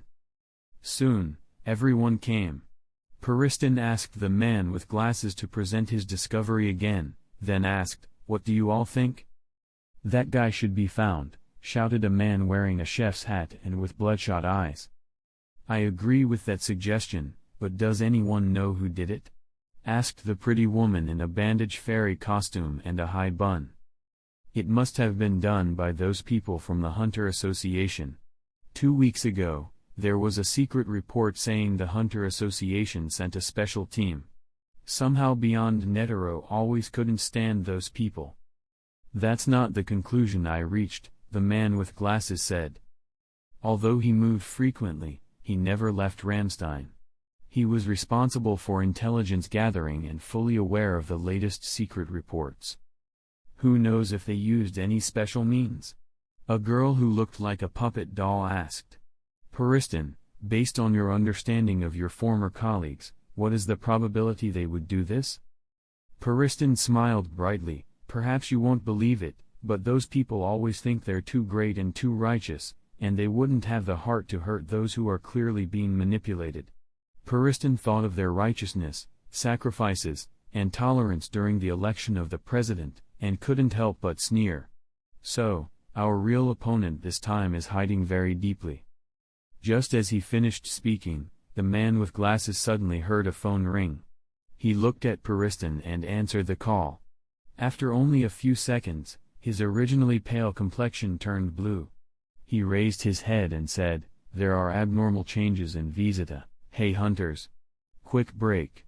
Stretch a little, drink some water, touch some grass after this if possible. Anyway, did you know Shizuku is left-handed? And her vacuum, Blinky, is right-handed. Togashi likes odd symmetry. Now let's keep going." Chapter 112. It had only been 1 day since the knight and his party arrived in Ramstein. The warrior recruiting point here had been affected by the city of Umaira and had become a bit bustling. In keeping a low profile, the knight first found a temporary residence in a remote location and went out to gather information. But as soon as he stepped out of the door, he suddenly frowned, and then the corners of his mouth lifted into a 30-degree arc. It seems they're more suited for the job that Krilo gave me." The knight said this because he had suddenly sensed the chip he had previously installed in certain people. Needless to say, it was Gon, who had recently recovered from his injuries and had successfully reunited with Killua and Leorio. The knight didn't care why they came to Ramstein. His mind was limited, and it was impossible for him to monitor every individual he had implanted a chip in. Besides, his current focus was on Kurapika, so he hadn't realized that Gon had also come until he had strayed close to his signal range. The place he was in was the Ramstein Hunter Association office. So the knight quickly considered the possibilities, pretending to be a passerby and slowly making his way onto the street where the Hunter Association was located to observe the important executive personnel he had pre-selected. Why did Gon come back and join the commotion? There were many direct and indirect reasons. Gon, determined to become a legendary hunter like his father, would naturally not miss an opportunity to venture to the Dark Continent in search of miracles. With a naive mind, he couldn't possibly comprehend all the hidden dangers. Secondly, because Killua had a falling out with Illumi to protect Aluka, entering the Kaken Empire might be a good way to avoid pursuit. After all, no one in the Zoldyck family would blindly step into a dangerous place and jeopardize their life. Of course, the most important reason was that they had seen Kurapika in a certain widely broadcasted video from one of the gathering points. Surprisingly, how did Kurapika become like that? Gon, sitting in the reception hall of the Hunter Association office, lowered his head slightly, looking lost. He's someone who treasures life so much. Why would he become like a murderer? Killua hugged Aluka and pursed his lips. Who knows? We haven't seen him in over a year, right? To Killua, Kurapika was merely a familiar person who barely qualified as a friend. If it weren't for Gon, he probably wouldn't have cared much for this orphan of the Korta clan. Kurapika hated those who took lives without reason, but the Zoldyck family had been in the assassination business for generations. They were essentially no different from the people Kurapika despised. If Kurapika hadn't come to Kukuru Mountain with Gon to find him, Killua wouldn't have helped him deal with the Phantom Troop later. And this time, his reason for helping wasn't just Kurapika. Gon didn't get an answer, so he turned to Leorio and asked, "What do you think, Leorio?" Leorio grabbed his hair, which looked like a bird's nest, and said, "Don't ask me, Gon. My head is going to explode from all these thoughts. Kurapika, he. There has to be a reason. Can't we just find him and ask? If we just keep wondering like this, we won't come up with an answer even in 100 years. Killua laughed and said, "You're so stupid, seriously." Leorio jumped up and grabbed him by the collar. "What are you laughing at? Believe it or not, I'll beat you so hard you'll stop laughing." Among the group, Leorio was actually the one who cared about Kurapika the most. "Stop it. Don't hit my brother." Aluka, who was sitting in Killua's arms, screamed. Gon quickly grabbed the impulsive Leorio and tried to calm him down. "Calm down, Leorio." Click, the door was pushed open from the outside, and Cheetle and Mizustum walked in. "Hey, what's going on?" Cheetle asked in confusion, seeing the group caught in a scuffle. After a brief commotion, Cheetle learned the full story from them. She pushed up her glasses, her expression turning serious. "Gon, first of all, I understand your goal, and I also hope you achieve success like Jing, but not through the Dark Continent." "Not through the Dark Continent? Why?" Gon stood up. "Because setting foot on the Dark Continent means disaster will befall the world," said Mizustum. "Ah." Gon blinked in confusion. "Disaster?" "Acting President Cheetle, this matter." Mizustum tried to stop her. After all, their operations were still classified. "Don't worry, Mizustum. I believe Jing's son knows how to weigh priorities." Cheetle smiled at him, then turned to Gon. "It's like this, blah blah blah blah."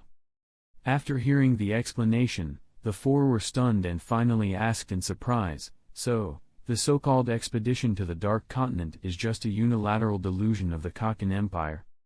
"Yes.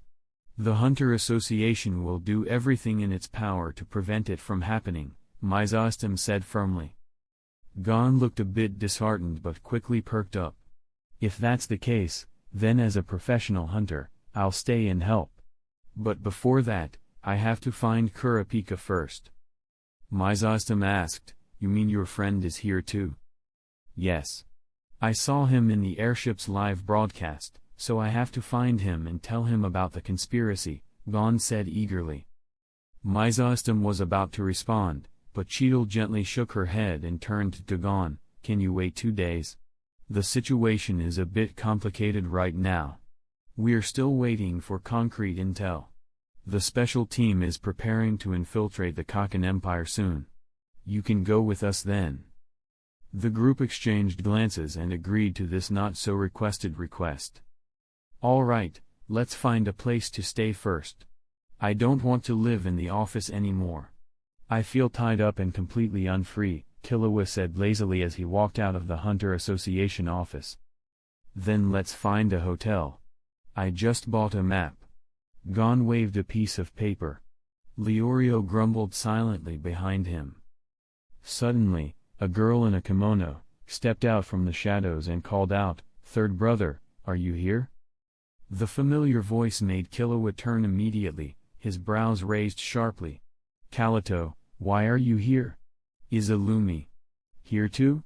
Chapter 113. I don't know if my eldest brother has come. I've been away from the Zoldyck family for a while. Kalito's cold little face was breathtakingly beautiful.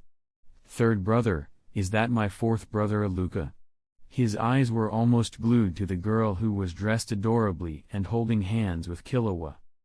"Yes, that's Aluka," said Killua. "But Kalito, you said you've been away from home for a while, what's going on?" Kalito still showed no expression as his eyes turned toward Aluka. "Fourth brother, I'm Kalito." Aluka looked at Kalito, then turned to Killua in surprise. "He is?" Because Aluka was born with a terrifying ability he couldn't control, Silva left him in Meteor City as a child and had his grandmother, Kikyo's mother, raise him, though in truth, he was imprisoned. The Zoldyck family wanted to harness the powerful ability inside Aluka, but they feared that he was too young to control it and would suffer backlash. So Silva declared, "Don't treat him as family." Aluka never returned to the Zoldyck estate, and of course, had never met Kalito.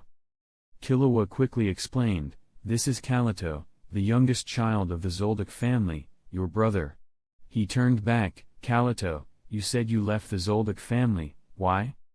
Kalito replied coldly, "Third brother, you probably haven't been home in a while, so no one told you why I left." Killua's voice rose in anger, "Why should I go back? Aluka is my family, my blood, and they just treat him like a tool. I want to protect him from those guys, and I'll never let Illumi catch him." Kalito had been with the Phantom Troop and didn't know what had happened in the Zoldyck family after the Chimera Ant incident. He had always been an obedient child and deeply respected his older brother. Now, he didn't know what to say. Note, in the original work, Kalito joined the Phantom Troop to go to Meteor City to find his brother, abandoned by their parents, showing a rebellious streak. But in this story, Kalito joins the troop at Illumi's suggestion, who recommended him to Krillou. So no matter how fond Kalito was of Killua before, that affection has dulled, especially after seeing how much Killua loved Aluka. So Kalito said, "Third brother, you're free to do as you wish. I'm just the youngest child in the Zoldyck family. I can't control the family's decisions," he added silently in his heart. Killua finally breathed a sigh of relief. His youngest brother had been raised by their mother since birth. Killua knew just how devastating Kikyo's emotional abuse was. Kalito endured that every day, so he had lost all expression at a young age. Luckily, he always dressed like a girl, and though cold, he wasn't as emotionally dead as Illumi. "It's better to leave home," said Killua, patting his shoulder. "Staying at the Zoldyck estate suffocates you. From now on, follow me, I'll protect you and Aluka." Kalito shifted slightly to avoid Killua's touch. "No, third brother. My companions are waiting for me nearby. I only came to say hello." "Your companion?" Killua asked in surprise. Kalito, cold and taciturn, had companions? Based on what he'd said earlier, the family knew too. Clearly, he'd been an absent older brother. Kalito simply nodded, his violet eyes misted with an unreadable emotion. Killua couldn't help but feel guilty. He had been reckless in the past. Aside from bullying his chubby second brother and resisting Illumi's manipulation, he hadn't cared about anyone in his family. He'd even said, "Become a hunter and capture them all." Only after everything he'd gone through and finding Aluka did he realize not all the Zoldycks were the same. How could his younger siblings resist the family when he himself couldn't before? So when he heard Caleto had left, he figured the reason must have been the same. He even regretted not pulling them all out of that sea of suffering. Gon nudged Killua and whispered, "Don't zone out, your brother's leaving." Gon was naturally outgoing, but when they'd gone to the Zoldyck estate, Caleto had been hostile to him, so it wasn't easy to jump into their conversation. Seeing Caleto turn to leave and Killua dazing off, he hurriedly spoke up. Killua grabbed Caleto's sleeve. "If it's okay, I'd like to meet your companions." "Caleto, they won't mind, right?" Caleto looked up. "They're my companions, not friends." He hated that word. If Killua hadn't met his friend Jeffrey while away, his third brother wouldn't have abandoned the family. "I won't get involved with the Phantom Troop, I won't." Killua was stunned. The resentment in Caleto's eyes made him pause. Did Caleto leave the Zoldyck family for some deeper reason? Gon didn't notice the tension. Seeing Caleto turn away, he tugged Killua. "Caleto, friend or companion, just take us to see them. Killua is worried about you." Caleto didn't look back. "I can't bring others to them without permission." Leorio was already irritated, he was still upset about Kurapika. Seeing Gon and Killua rejected, he snapped, "If you don't want to, then don't. No need to make excuses. Gon, ignore him." Gon quickly covered Leorio's mouth. "Caleto, don't mind him. Leorio's just impatient." But Caleto remained indifferent and walked off. Killua sensed something was off. The companions Caleto mentioned didn't sound friendly. Why would Caleto get involved with such people? He let go of Aluka's hand, chased after him, and blocked his path. "Wait, Caleto. Who's your companion? If you don't tell me, I won't let you go back." A dark gleam flashed in Caleto's eyes. "You really want to know, third brother? Then come with me." So when the knight saw Caleto and 3 others approaching the Phantom Troop's temporary hideout from a second-story window, he wasn't surprised at all. He had already anticipated this outcome before calling Caleto over. "Don't understand? Well, here's the explanation." After the knight learned that Gon and the others had arrived in Ramstein and confirmed they entered the Hunter Association office, he called Caleto and said, "Caleto, your future silver-haired family head is here too. Should I say hello for you?" Those accompanying the knight on this infiltration mission included Finks, Maki, Phaeton, Cordopi, and Caleto. Caleto knew very well what kind of relationship Killua had with the Phantom Troop. When he heard the knight's teasing tone, he quickly replied, "No, I'll go see him myself." Little did he know, that was exactly the answer the knight had hoped for. A spider can only weave its web after casting the first thread. The knight, like Krilo, was not only a master strategist but also an expert at reading people. Seeing them enter the house, the knight jumped down from the windowsill where he'd been sitting. Now, it was his turn to act. Chapter 114. "Wow, such a big villa. So beautiful," Gon said as he walked and looked around. "Is this your friend?" "No, your companion's house? It's even prettier than the Hunter Association's office." Caleto walked ahead of them and replied calmly, "It's just a temporary residence. After a while, this place will be abandoned." "Abandoned? What do you mean? Are you going to throw it away after staying here for a while?" "That's such a waste," Leorio shouted, full of indignation toward the wealthy. Caleto said, "Nothing. Just a place to stay for a few days." Leorio suddenly realized the logic, having money but no place to spend it. Killua was surprised but also cautious. He stopped in his tracks. He could sense the presence of 4 or 5 powerful individuals inside the building. The aura they exuded as the group approached was anything but friendly. "Caleto, who are your companions?" Hearing the question, Caleto turned his face slightly. "Third brother, I didn't invite you to meet them. If you are uncomfortable, then turn back." The boy in the kimono, with a face like a porcelain doll, cast a cold glance over everyone. Then, the four behind him pushed open the villa's doors without hesitation. Seriously? Gon tugged at the silver-haired boy's sleeve, signaling with his eyes. They were brothers, after all, why so tense? Killua gritted his teeth and followed. The temporary residence found by the knight belonged to the wealthiest man in Ramstein. He had used his abilities to turn the villa's residents into puppets. Although the villa wasn't very large, it was opulently decorated. A short front porch led to a wide entrance, and a massive oil painting hung in view, a beautiful girl sitting in a forest clearing, gazing dreamily at all who entered, still with a strange, suggestive expression. Killua's mood grew darker. His body tensed instinctively into a combat stance, like a panther ready to strike. "Third brother," Kalito said suddenly, "you'd better not do that. If your actions anger my companions, I won't be able to protect you." "Kalito," Killua exclaimed, shocked. Leorio yelled at the same time, pointing at Kalito, "You're his brother, how can you talk to him like that?" Kalito replied coldly, "It's because I consider him my brother that I'm warning him.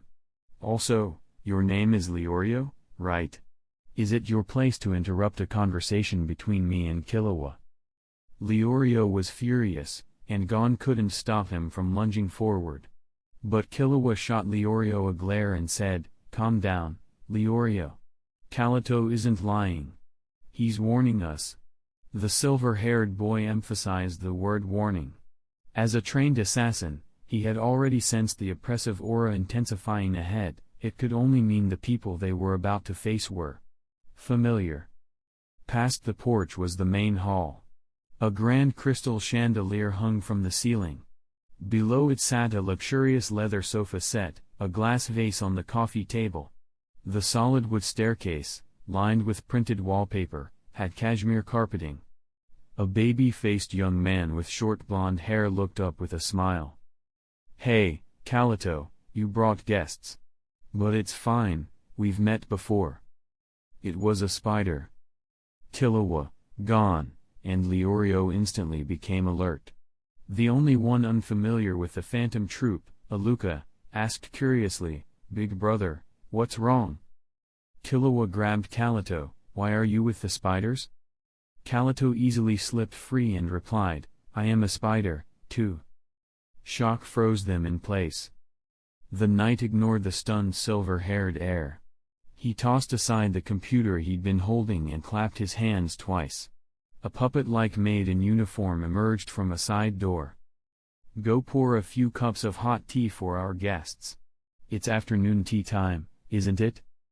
The puppet maid nodded mechanically and left. The knight stood and extended his hand. "Come, young men, it's been a long time." "Knight, you..." Kalito couldn't believe it. The knight seemed to have been waiting for this moment. Did he expect Killua to come? Was this his plan? "Well, Kalito, what's the issue, me inviting them to tea?"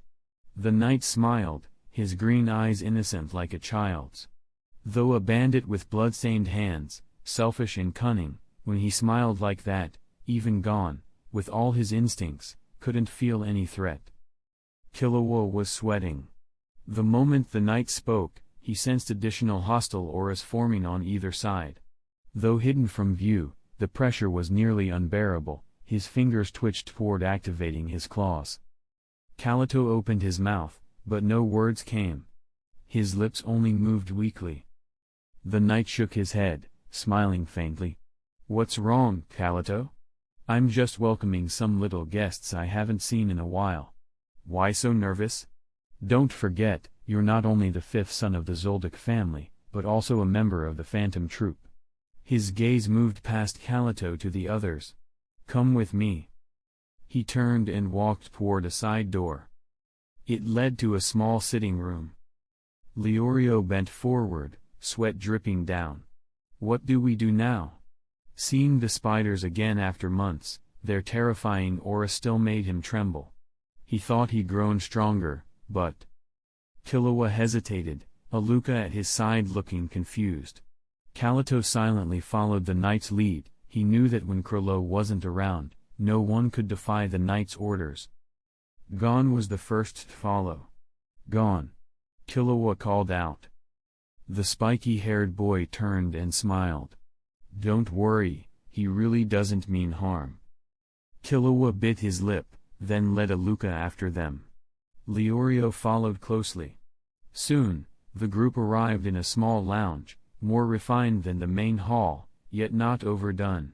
Pale wood chairs stood on an oak floor, each paired with a low round table. Some held vases, others newspapers, snacks, or a lone empty glass. The knight sat by the table with the empty glass. Kalito took a window seat, saying nothing. Gon sat close to the knight, surprised he hadn't responded to his eye signals. The puppet maid returned with a large tray, placing tea and fragrant snacks in front of each person. She took the knight's empty cup as she passed. As the knight lifted his tea, Gon suddenly asked, "Is the Phantom Troop also heading to the Dark Continent?" The knight raised an eyebrow and laughed. "Gon, do you think I'm a fool?" "Eh?" "Young man, the Phantom Troop may be a band of thieves, but we're not reckless," the knight replied. "Every profession and method serves a goal, but that goal must have a visible outcome." Gon relaxed slightly. It would be a problem if the troop also entered the Dark Continent. Still, he hesitated and asked another question. "Then, when you came here, did you see Kurapika? Did you make him like that?" Chapter 115. The setting sun, half sunken in the sky, had lost its glare. Late returning migratory birds occasionally poked their heads out from nests on the branches, looked around, then pounced on prey with a whoosh. The dim light spilled over the bustling pedestrians, lending a hazy quality to the evening. Dusk had deepened. Gon walked silently down the street, looking tired, as if lost in thought. Killua, beside him, rested both hands behind his head, eyes on the sky, clearly preoccupied as well. Aluka obediently held onto the hem of Killua's coat, trailing behind quietly.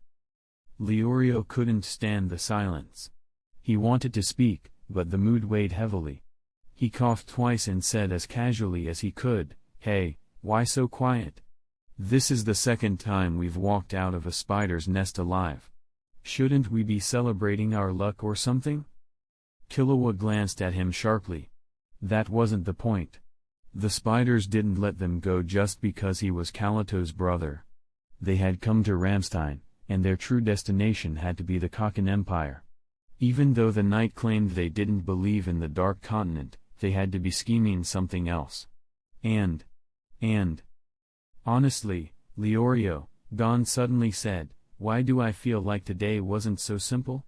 His eyes stared ahead, unfocused. That man, the one called the knight, his appearance. Gon bit his lip.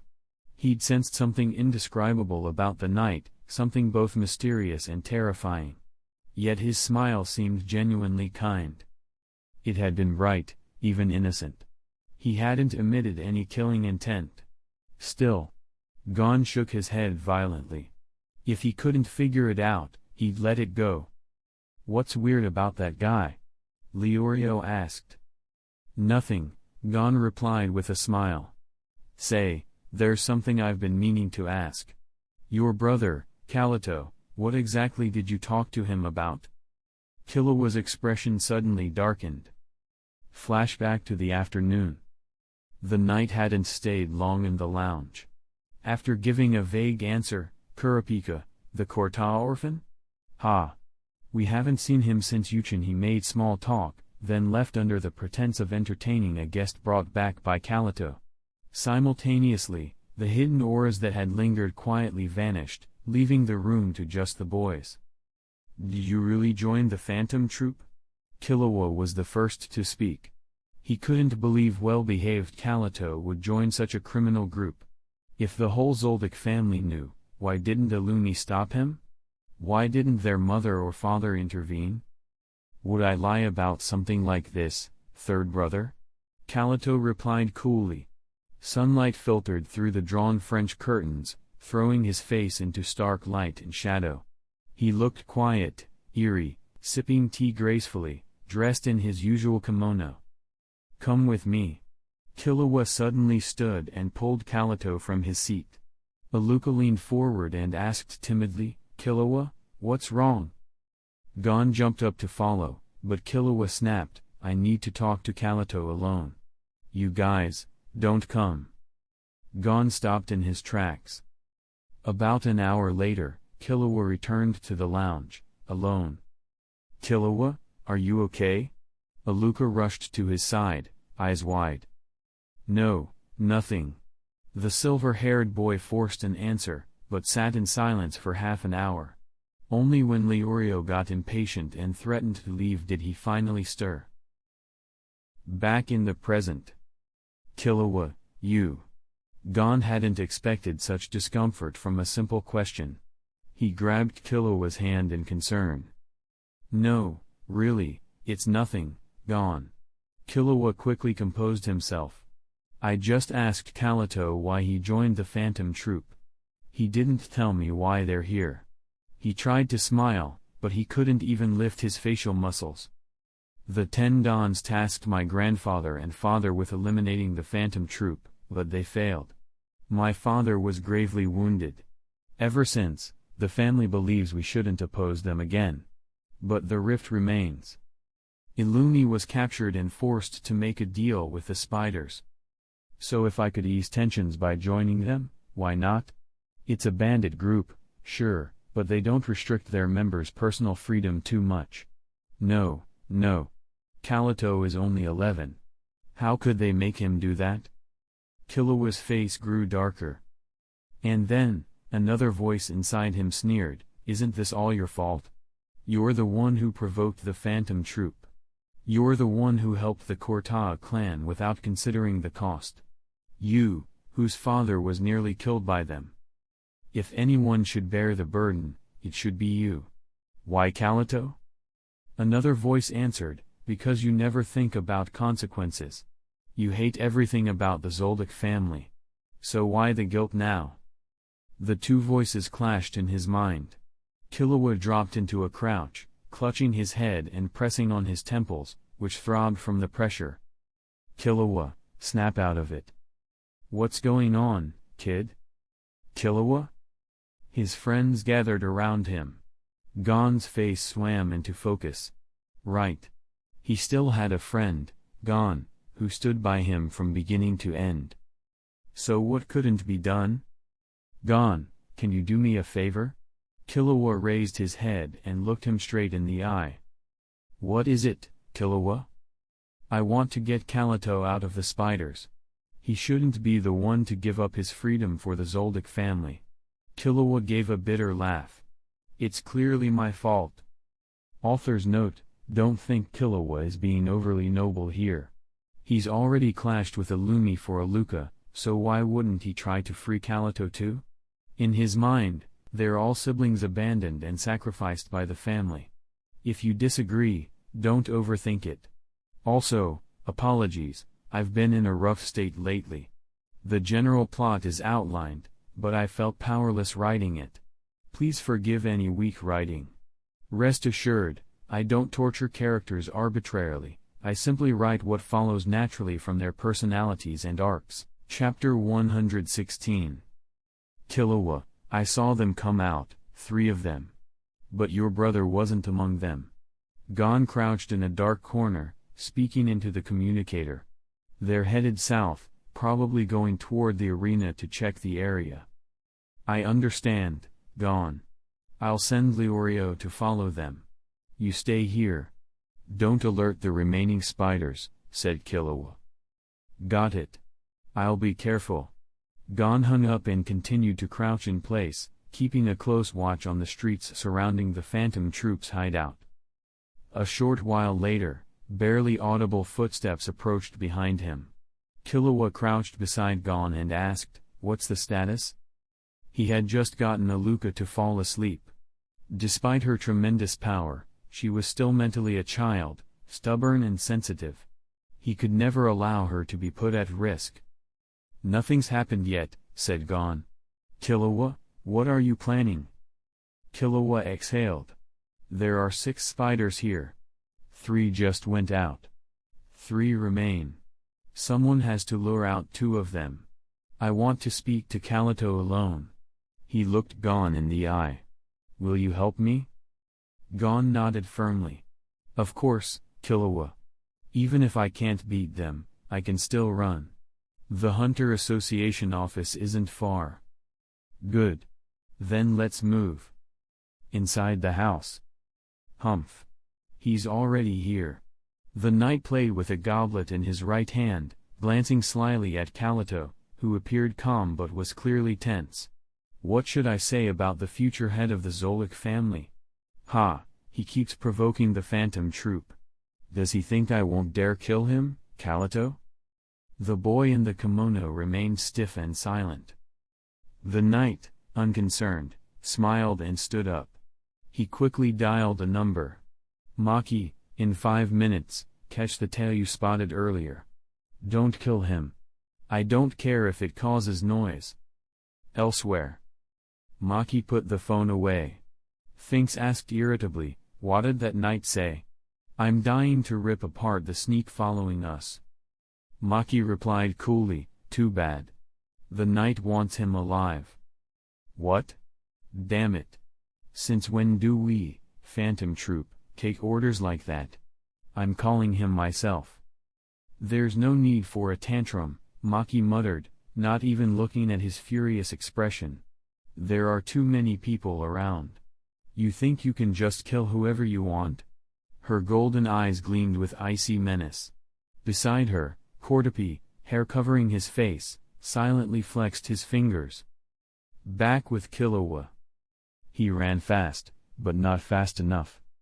He needed to take Kalito farther.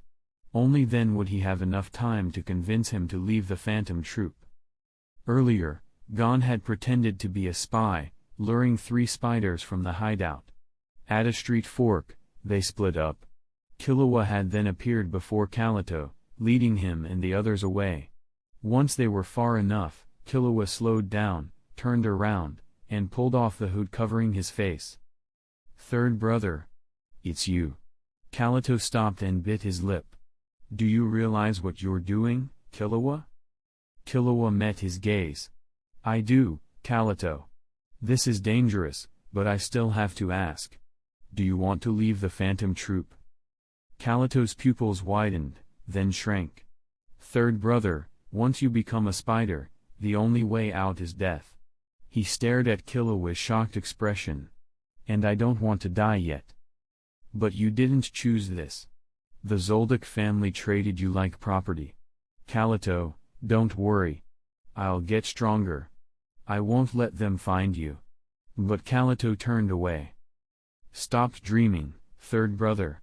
You should take Aluka and your friends and leave Ramstein.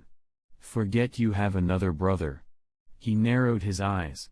You don't think joining the Phantom Troop means I've already severed ties with the Zoldyck family? When the new head takes over, all branch family members must leave the main house. That's the tradition. Kalito, Killua shouted in frustration and disbelief. But Kalito remained unfazed. Brother, I'm destined to be a spider. That won't change. This is your last warning, don't provoke the troop. Even the Zoldyck family can't afford the consequences. He turned away, clearly intent on leaving. Kalito. Killua called again, but his youngest brother didn't look back. His wooden sandals echoed with each step as he walked away. Killua stood rooted for a long time. Only after the wind tousled his silver hair did he snap out of it. He pulled out his phone and dialed Leorio's number. The line rang endlessly, no answer. Then came an automated message, the number you've dialed is unavailable. Killua, frowning, redialed. This time, the call connected after a few rings. Leorio, where were you? You had me war. But a man's voice cut in, hey, your phone's ringing. Ha, forgot you can't answer it right now. The man chuckled darkly. Zoldyck kid, you've got 5 minutes to get here, or your friend dies." He hung up. Killua tried to call back, but the phone was powered off. Leorio had been captured. From the tone, who else could it be but the spiders? A chill ran down Killua's spine. And what about Gon? Had they gotten him, too? Frantically, he dialed Gon's number. It rang and rang. No answer. An icy dread filled his chest. Elsewhere. Finks tossed aside the phone he'd crushed and muttered to his comrades, "So, should we head back?" Maki rolled her eyes. "Obviously. You wanna stay here and get surrounded? You didn't notice it's already a bloodbath out there." Chapter 117. Kalito returned to the temporary base with a heavy heart. He sat silently for a minute or two before hearing others return. Looking up, he saw Knight at the front. Phaeton was holding a dusty-faced boy of about 12 or 13, it was none other than Jeffrey, the friend Killua had recognized first. He was tightly bound in ropes that even a reinforcement-type user couldn't break free from. A handkerchief gagged his mouth, muffling his groans. Kalito stood up at once. "Didn't you say that if I fully committed to being a spider, you'd let this go? Why did you bring him back?" Knight didn't speak immediately. But with just a single glance from his emerald eyes, Kalito's resolve wilted. Then the blonde spider said, "I did say that. And I gave you a chance to speak with your brother. But Kalito, don't forget why we came here." Kalito opened his mouth but had nothing to say. Yes, Gon had just now lured the 3 spiders from the villa and cleverly led Kalito away. If Knight hadn't permitted it, it wouldn't have worked. Since Gon began monitoring them, Knight had been planning this. He wanted Kalito Zoldyck to become fully loyal to the Phantom Troop. Though still young and not a combat asset yet, his potential was undeniable. Knight wanted to secure him early, make the future heir to the Zoldyck family indebted to him and afraid to oppose the troop. But these long-term calculations weren't shared with others. The spiders only needed to know the current plan. "We're back." Fink's voice rang from outside.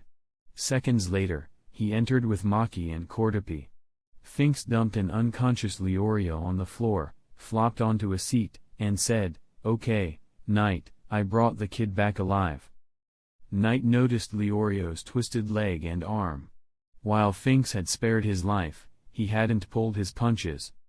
Still, Knight only needed him alive, for his big mouth. "Wake him up," Knight said to Maki. "Is that necessary?" asked the purple-haired woman. "We've made enough noise to alert the Kakin Empire and the Hunter Association. If we don't leave now, they'll be on us in 10 minutes. Knight nodded. "That's exactly what I want." Finks tilted his head. "Aren't we exposed now? Weren't we supposed to be the hidden team?" Knight chuckled. "Can't you see? We're the distraction. Drawing everyone in is the goal." And that was the plan. Since Krillow's group had been secretly led into the Kakin Empire by Jing freaks, the need for a public diversion disappeared. In fact, they were better off hidden. So Knight would now draw attention openly, turning light upon himself. His next move, draw the Hunter Association and Kakin law enforcers to Vizita, as Krillow had planned. Of course, this required finesse. Like convincing pursuers, they had a real shot at catching them. "What, you want us to use only 80% of our power? Are you kidding, Knight?" As expected, Finks protested the moment Knight announced his strategy. "Everything is for the ultimate goal, Finks. If you have complaints, bring them to the boss in Vizita. Right now, I'm not accepting coin tosses to determine my plan." Knight's tone left no room for argument. Finks froze, eyes widening. Tension flooded the room. "Ugh.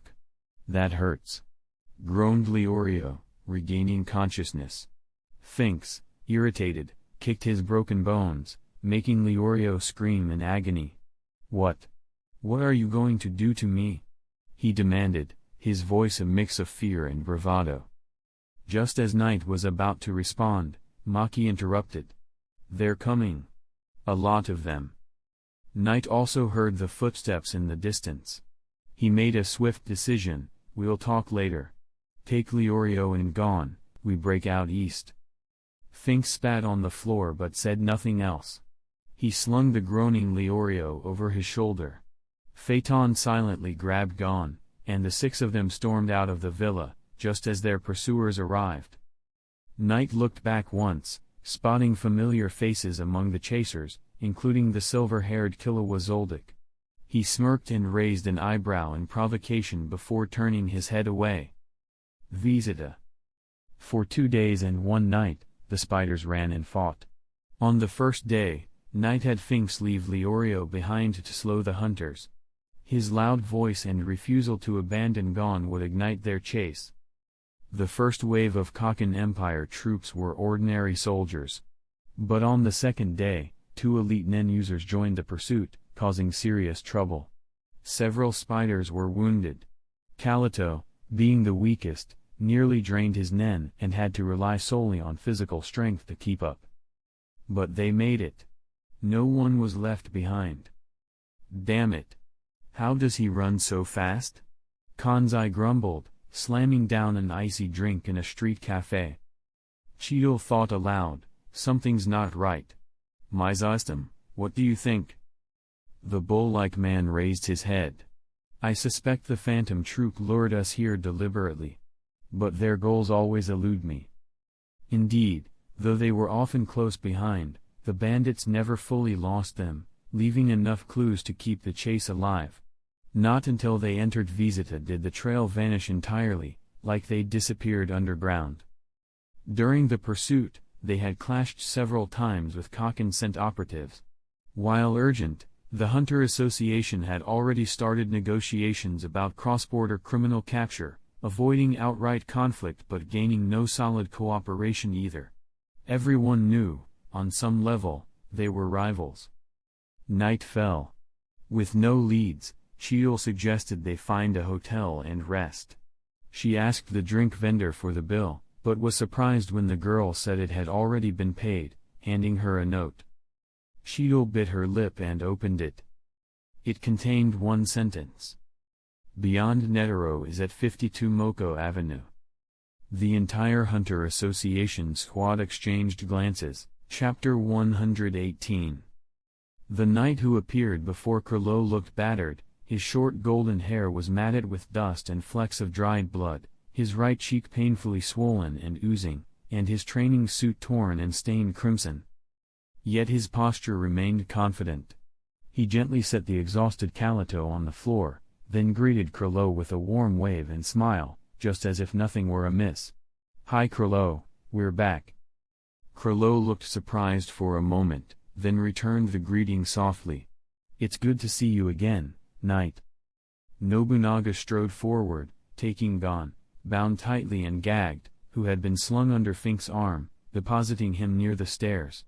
Pakinoda supported Maki, who limped from an ankle injury, while Phaeton and Cortopi slipped into corners and sat in silence. Their glances spoke volumes as Knight and Krilo moved upstairs together. Though it seemed like a warm reunion, both men remained guarded. Knight closed the door behind them and raised an eyebrow. "Krilo, that Korta orphan, Kurapika, has been captured by Paristan." Krilo showed no surprise. "Oh?" he said softly. Kurapika's resolve had wavered, his grief had weakened him. Salmon had pushed him to view the whole world as the enemy, making him vulnerable. Amidst this, Paristan had inserted himself into the situation. Krilo may have expected something like this. "And then?" he asked. Knight, unimpressed, replied, "Kakin Empire's pursuers have been neutralized. The Hunter Association remains intact." Krilo's eyes sparked. "Is this your doing?" Knight grinned. "If we don't set them at each other's throats now, our efforts go to waste. The Hunter Association colluded with us. They disrupted Umaira's warrior recruitment, then massacred treasure seekers in Visita, before boldly fleeing into Kakin territory. The association rode the storm, barging into Kakin and waiting for their chance. It's the plank road repair trick, strike in secret while fixing the road in public. Krilo, versed in warfare tactics, nodded. Puristan is no fool. I've heard Cheadle is cautious. Knight, you're not underestimating her? Knight smirked. As long as your guy believes it, that's enough. Puristan might want to humble beyond Netero's ego. Krilo shrugged. True. Beyond Netero paced the room. Bastards. Only 6 of them, and not one killed? They're all dead. Are you serious? The fairy-haired woman offered him water. Master Netero, please calm down. They may have other motives. Other motives? He roared. Explain. The woman glanced at the man with glasses and urged him to speak. He adjusted his glasses. None of the hunters were killed, and their injuries were minor. Beyond Netero's expression snapped into understanding. The Phantom Troop in league with the Hunter Association? The man with glasses only shrugged. He hadn't drawn that conclusion. But Beyond Netero had already decided. Of course. How did they infiltrate our operation so easily? I should have seen it coming. The association. How righteous they claim to be, but they're scheming with those criminals. What did I do wrong? Why was I sidelined? What have I done? Why? He seemed to lose his mind. The researcher edged away to avoid the outburst. Enough, Netero, Puristan interjected calmly. He had little faith in Netero's reasoning. Surely Cheadle wouldn't conspire with criminals, and Mizostom was dedicated to law enforcement. But the Phantom Troop? They acted ruthlessly, with singular purpose. Once they were involved, all bets were off. What did you say, Puristan? Netero glared. You want me to watch them sabotage everything? Unforgivable. Puristan smiled faintly. I've said my piece, Netero. Instead of ranting, why don't you go meet them? I've heard word of their location. He nodded at the glasses man. Netero's anger flipped to hope. Where? Tell me now. Under duress, the researcher revealed the address, then watched Puristan depart. Puristan, what are you planning? The researcher asked. Puristan laughed. Didn't you see? He needs someone to bear his anger. Want to hand him the reins of revenge? A chill passed over the researcher, and he fell silent. Puristan stared off, smiling. Netero, hope all goes well, never come back in one piece. He turned to the researcher. Notify the team, link all Visita surveillance to your system. I want real-time monitoring of Netero's movements, and his battle. The researcher's jaw dropped. Of course it's his plan. Damned manipulator. Chapter 119. The blonde-haired, blue-eyed boy gone pressed against a corner, phone in hand. Hello? Who's this? Oh, Mr. Hill. Yes, what is it? Kurapika was nearby, quietly reading, while Salman focused on nearby documents. The voice of Puristan on the line sounded hesitant. I have news I'm not sure I should share. You sound uneasy. Is it important? Kurapika replied warily. If not, you don't need to tell me. But I worry you might resent me, Puristan admitted. It's about the Phantom Troop. Maybe you shouldn't know. I hope you'll give up Salman's endless revenge. You mean the spiders? Kurapika interrupted sharply. Memory stabbed him, the village massacre, the first time he killed Uvagin, and failed, and the agony that consumed him. Though he understood there were deeper forces behind the Phantom Troop and those red-eyed greed, his thirst for vengeance remained. It was the first burning purpose of his life. Now freed from his own chains, pulled into the Kakin Empire, and obsessed by his mission, he still burned for revenge. Mr. Hill, tell me about the spiders. I want to know. Kurapika's voice was steady, he needed a reason to continue. Puristan sighed. All right, but it's true. The spiders are here in Visita. And they took a hostage, someone you know, a boy named Jeffrey, who took the hunter exam with you. What? They captured Gon? Kurapika nearly shouted. He immediately stepped back indoors. Salmon looked up. You were on the phone, Kurapika? Perhaps due to his own painful captivity, Salmon craved control over Kurapika. When Kurapika showed restraint and care, Salmon still demanded reassurance. Yes, Kurapika answered. Mr. Hill called. Puristan? That guy. Salmon stood tense, gray eyes cold. What does he want? Kurapika took a breath. He says the Phantom Troop are in Visita, and they've captured Gon. Uncle, I want to save him. His dark blue eyes blazed with resolve, clear and sharp, like a blade. Elsewhere, inside a jeep. Captain, why go to watch Netero against the Hunter Association? Why not go to Emma City instead? Uvogin complained from the back seat, frustrated he couldn't see the fight. He looked hopefully at the knight. The knight, fingers typing on his laptop, ignored him. Because facing Netero is our mission, and we don't need a direct confrontation, Krilo, driving, answered curtly. Then more seriously, another thing, Uvogin, I'm the leader. Uvogin sat up straight, heart sinking. In the Phantom Troop, the commander's orders are law. The knight looked up. Captain, I've found their location. Probably in Area D near Bit Avenue. He had hacked Visita's city network yesterday intending to track Cheadle. Instead, he discovered intelligence coming from an IP in Emma City, adjacent to Visita, linked to Kakin Empire servers. From there, he traced beyond Netero's movements. Steady and cautious, Krilo approved. That's where we strike. Half the troop can hit there. Uvogin frowned. Bit Avenue is a bustling district, lots of civilians. Not ideal. Krilo shrugged. Knight, you know the exact target? No problem, Knight replied with a smile. But the hacker there is skilled. I can breach his firewall, but they'll trace me in 5 minutes. So, Captain, we strike fast. Green-eyed intensity shone in his gaze. Just then, the jeep drifted to a diagonal halt. Maki spoke coldly, We're here, Bit Avenue. Give us the precise location. Krilo smirked. Your move, Knight.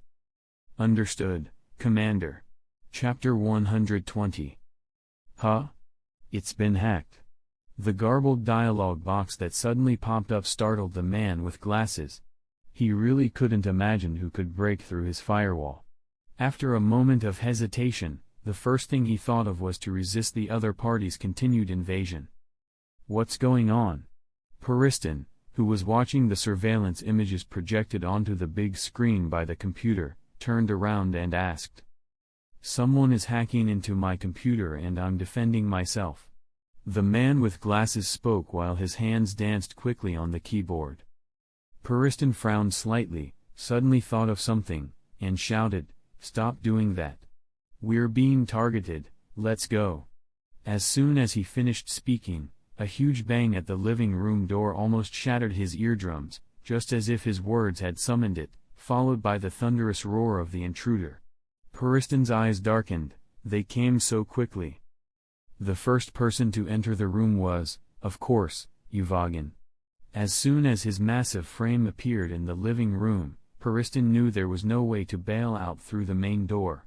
Without hesitation, he dashed into the master bedroom and slammed against the large wardrobe.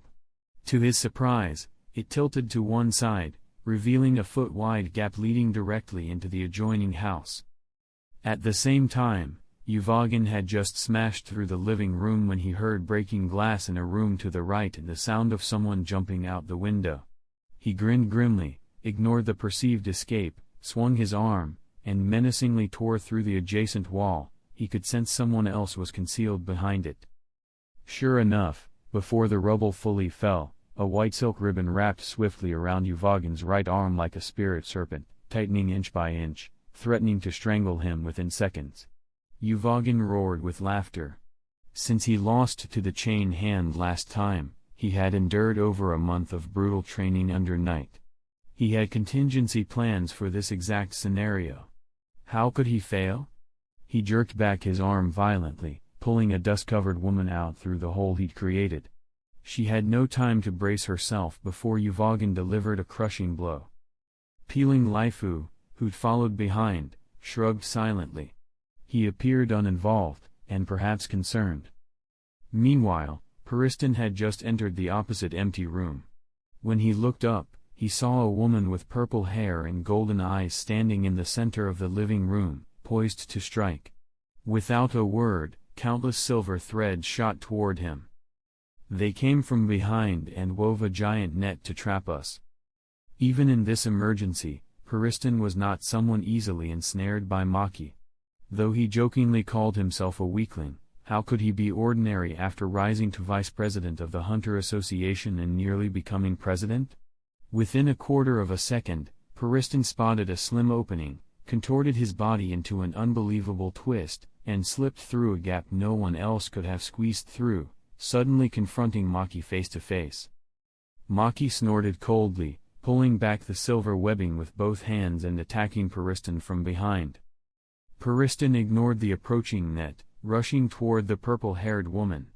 As long as he eliminated her before the net enclosed him, everything else would collapse.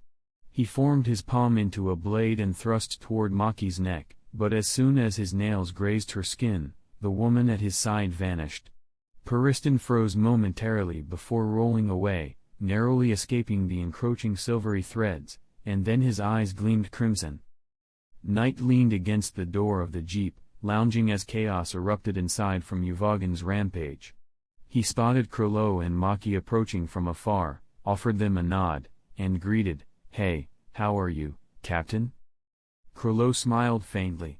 "What do you think, Knight?" Knight maintained a composed as expected expression and replied, "Just now, Yuvogin called, saying he caught a woman. I sent him and Peeling Laifu to Visitana, he's too big for the car." He gestured at the unconscious man with glasses in the jeep and Cordopi guarding him. Also, beyond Netero just spotted someone from the Hunter Association. "Captain, you want to see?" Krolo covered his mouth, thoughtful. "Not yet. Record it though.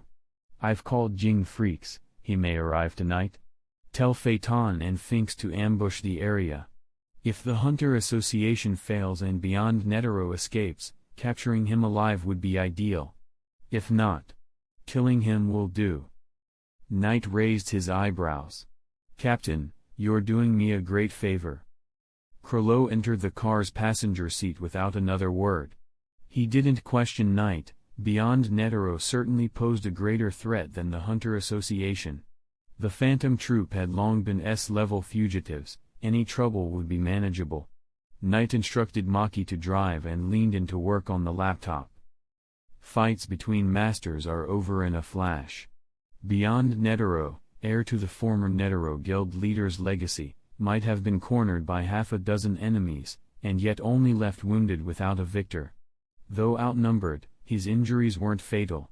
He spat, "I'll settle this in a few days," and turned to leave, but waiting were two spider-clad figures, one tall, one short, stationed at the street corner. Beyond Netero sensed their hostility even at a distance. What he needed most was healing, not battle. Tarrying would spell disaster. He spun on his heel, only to face death incarnate in the blink of an eye. The short, masked figure now stood less than 10 meters away. Golden eyes blazed savagely, the murderous intent was so fierce only a corpse would remain calm. "Who are you? Why stop me?" Normally Beyond Netero wouldn't waste breath, but murky pain in his abdomen and chest warned him his stamina had limits. The tall, eyebrowless figure hissed, "Hey Phaeton," he actually talked back, "That's surprising." Phaeton's masked visage twitched. Wasn't he the one who loved cryptic speech? With a heavy snort, Phaeton unleashed his special umbrella and lunged, while Finks joined in, lips pressed tight in anticipation. Chapter 121. Gon's hands and feet were tied up like a dumpling with special ropes. He leaned in a dark corner of the stairwell with dazed eyes. The hostage life in recent days and the prolonged mental strain were too much for him, even with his enhanced body. Now Gon had just obtained a hunter license. He was full of passion and courage, but still very immature. After the Chimera Ant War, Gon had grown enough to fight formidable enemies. Unfortunately, the ants relied solely on brute force. They could dominate with sheer strength, without tricks. So Gon had forgotten that although the spiders he provoked were weaker than the ants, they were cunning and insidious enough to outwit him. Having been a prisoner for several days, he had not only seen how the spiders beat Leorio severely and threw him to the pursuing hunters, but also how they easily killed half of the pursuers and shook off the rest, all while planning their next move. Gon was a little lost, thinking back to the last time he was captured by the spiders. This time was different. No one paid any attention to him. Even when he yelled, they simply stuffed a towel into his mouth and tied it shut. The spiders didn't try to hide anything from Gon, no blindfold, no earplugs, so he clearly saw their killings. Just as his stomach began growling with hunger, the door to the spiders' temporary base opened. Gon twisted his body to look. The people entering were indeed the leader of the Phantom Troop, Krollo, and 2 or 3 other members. Gon stole a glance at the big man in fur clothes bragging about how he blew up a room and killed so many people in the living room. His heart pounded faster. The man Kurapika said he had killed was standing there alive. Gon had never doubted Kurapika's words, but had things gone too smoothly last time? Just then, the spider who always kept his face hidden by his hair dragged an unconscious, tall, thin man over and threw him beside Gon. The man was covered in blood, with who knew how many broken bones. Gon's suppressed anger exploded like oil on fire. He broke free of the ropes restraining him one by one. "You're a bunch of heartless bandits. Haven't you killed enough people? And now you've captured another innocent person, what are you going to do with him?" Krollo glanced at him indifferently and saw no need to respond. He only said to Uvogin, "Keep an eye on him." Then he turned to Pakinota and asked her to extract the unconscious man's memories. Knight had just finished organizing all the battle videos from the Hunter Association and beyond Netero, and raised his voice to announce that Phaeton and Finks would return soon. The spiders went about their business, barely sparing a glance at Gon. Uvogin grunted and walked over to Gon, loudly warning, "Little brat, don't try anything funny. The boss said not to hurt you, but if you don't behave, don't whine when you're in pain." He punctuated the threat by punching half the wall. "Uvogin, be careful. What if the building collapses?" one spider cautioned. Uvogin grunted and stared at Gon. "So? Little ghost, ready to behave?" Gon seemed irritated and shook his head furiously. "That's not what I meant. I just want to understand." He suddenly raised his head, asking with firm seriousness, "Why do you do these things? Don't you feel any guilt for killing people? Do you have anyone you care about? Don't you fear being brutally killed one day?" Uvogin stared back until Gon finished, then rudely rolled his eyes. "Done ranting, brat?" "Ah?" Gon was shocked at his indifference. "Getting killed? It's only a matter of time," the big man in fur clothes laughed. "Since I can remember, I've nearly died countless times. I'm mentally prepared. Am I scared of dying or leaving my comrades? No way. Nobunaga mentioned you. Since we're alike, why question me?" What?" Gon mumbled as if beginning to understand. Uvogin snorted. "My goal is to live as a spider without worry. That's it. Anyone in the way, we kill. Simple." He grew more excited and finally burst into loud laughter. Gon stared at Uvogin, whose ambition was blazing. He couldn't reply. The hatred, fear, anger, accusations, even real bullets, all meant nothing. Death didn't scare them. Their will wouldn't change. And Gon couldn't change the spiders' will either. They'd keep doing as they pleased, unstoppable. With a bang, the door burst open. Phaeton, blood-streaked, appeared and said coldly, Captain, the target has been eliminated. Krolo gave a quick glance at Phaeton's injuries. Though Knight had already reported the results, he still asked, "Where's the body?" "Of course, Phaeton burned them to ashes." Finks, in sportswear, entered behind him, holding something. "Caught 2 mice on the way back." "Huh, Calito," he said, spotting the boy in a kimono who had stood up, "You'd best stay out of this." He tossed the 2 people in his hand to the ground, Killua and Aluka. "Unbelievable," Gon shouted and tried to rush over, but Uvogin stepped slightly to block him and sneered, "Worry about yourself. That Zoldyck kid'll be fine. Worst case, his family pays more." As Uvogin said this, not only did Calito, biting his lip in silence, go pale, but so did Killua, lying on the ground. Perhaps now he realized what fate awaited him had he not been a Zoldyck. Krolo ignored Calito's pleading eyes. He'd already said enough on this matter. Killua was still too arrogant. A little suffering might be good for him. "Knock them out and inform the Zoldyck family," he ordered. "Our guests will be here in a few hours. No need for him to see these 2 irrelevant people." Finks raised a hand. "Got it." He knocked out the captives and carried them upstairs. Gon watched as they vanished around the corner. He clenched his fists tightly, hating his own weakness. He couldn't protect his friends. Knight closed his computer and asked lazily, "Captain, that guy you caught, he's probably suffocated by now, right? He was supposed to be an important bargaining chip." Krolo glanced at him, then suddenly leaned close and whispered into his ear, "Just a prisoner, a trade item. It never said it had to be alive, right Tilda?" Knight turned his head, just in time to meet the soft lips of a man with a heart of steel. "Short break. You've made it this far, which means you're either really invested, or too lazy to hit pause lol. Anyway, break over. Let's keep going." Chapter 122. Pariston, who was released from the big wind, wasn't physically restrained or tied up, but the dozen people around him radiating malicious intent made him wisely choose to be a submissive captive. Even so, this handsome young man was still in the mood to take a portable comb and small mirror from the inner pocket of his suit to tidy up his hair and slightly disheveled clothes. After doing so, he calmly put the items away, lifted his head, and looked at Krolo with an empty but composed expression. "This is an unpleasant second meeting, Mr. Captain of the Phantom Troop," Pariston said brightly, though the look in his gray-blue eyes betrayed far more calculation than his tone. Krolo replied, "Of course, I didn't expect to meet Mr. Hill like this. But surely you understand, some games aren't meant to be played so recklessly." The remark carried a clear warning, but Pariston didn't so much as blink.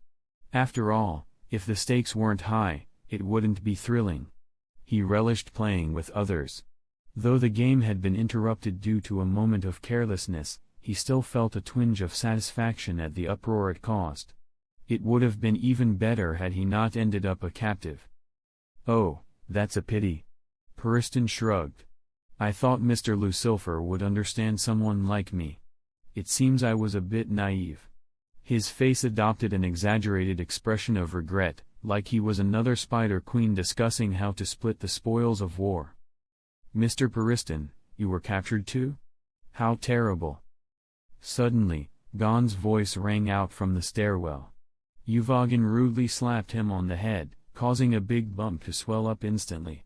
"Brat, what are you yelling for?" Gon clutched his head and cried out in pain. Pariston glanced over and feigned surprise. "Why, it's Mr. Gon, how did you?" This time, his surprise wasn't entirely fake. He had just been released from another dimension, barely aware of who was around him. But given Krolo's position of control, Pariston quickly assessed the situation. Since they hadn't killed him outright, their purpose clearly wasn't his life.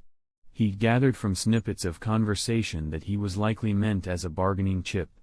Who the buyers might be wasn't hard to guess. But Gon's presence was truly unexpected.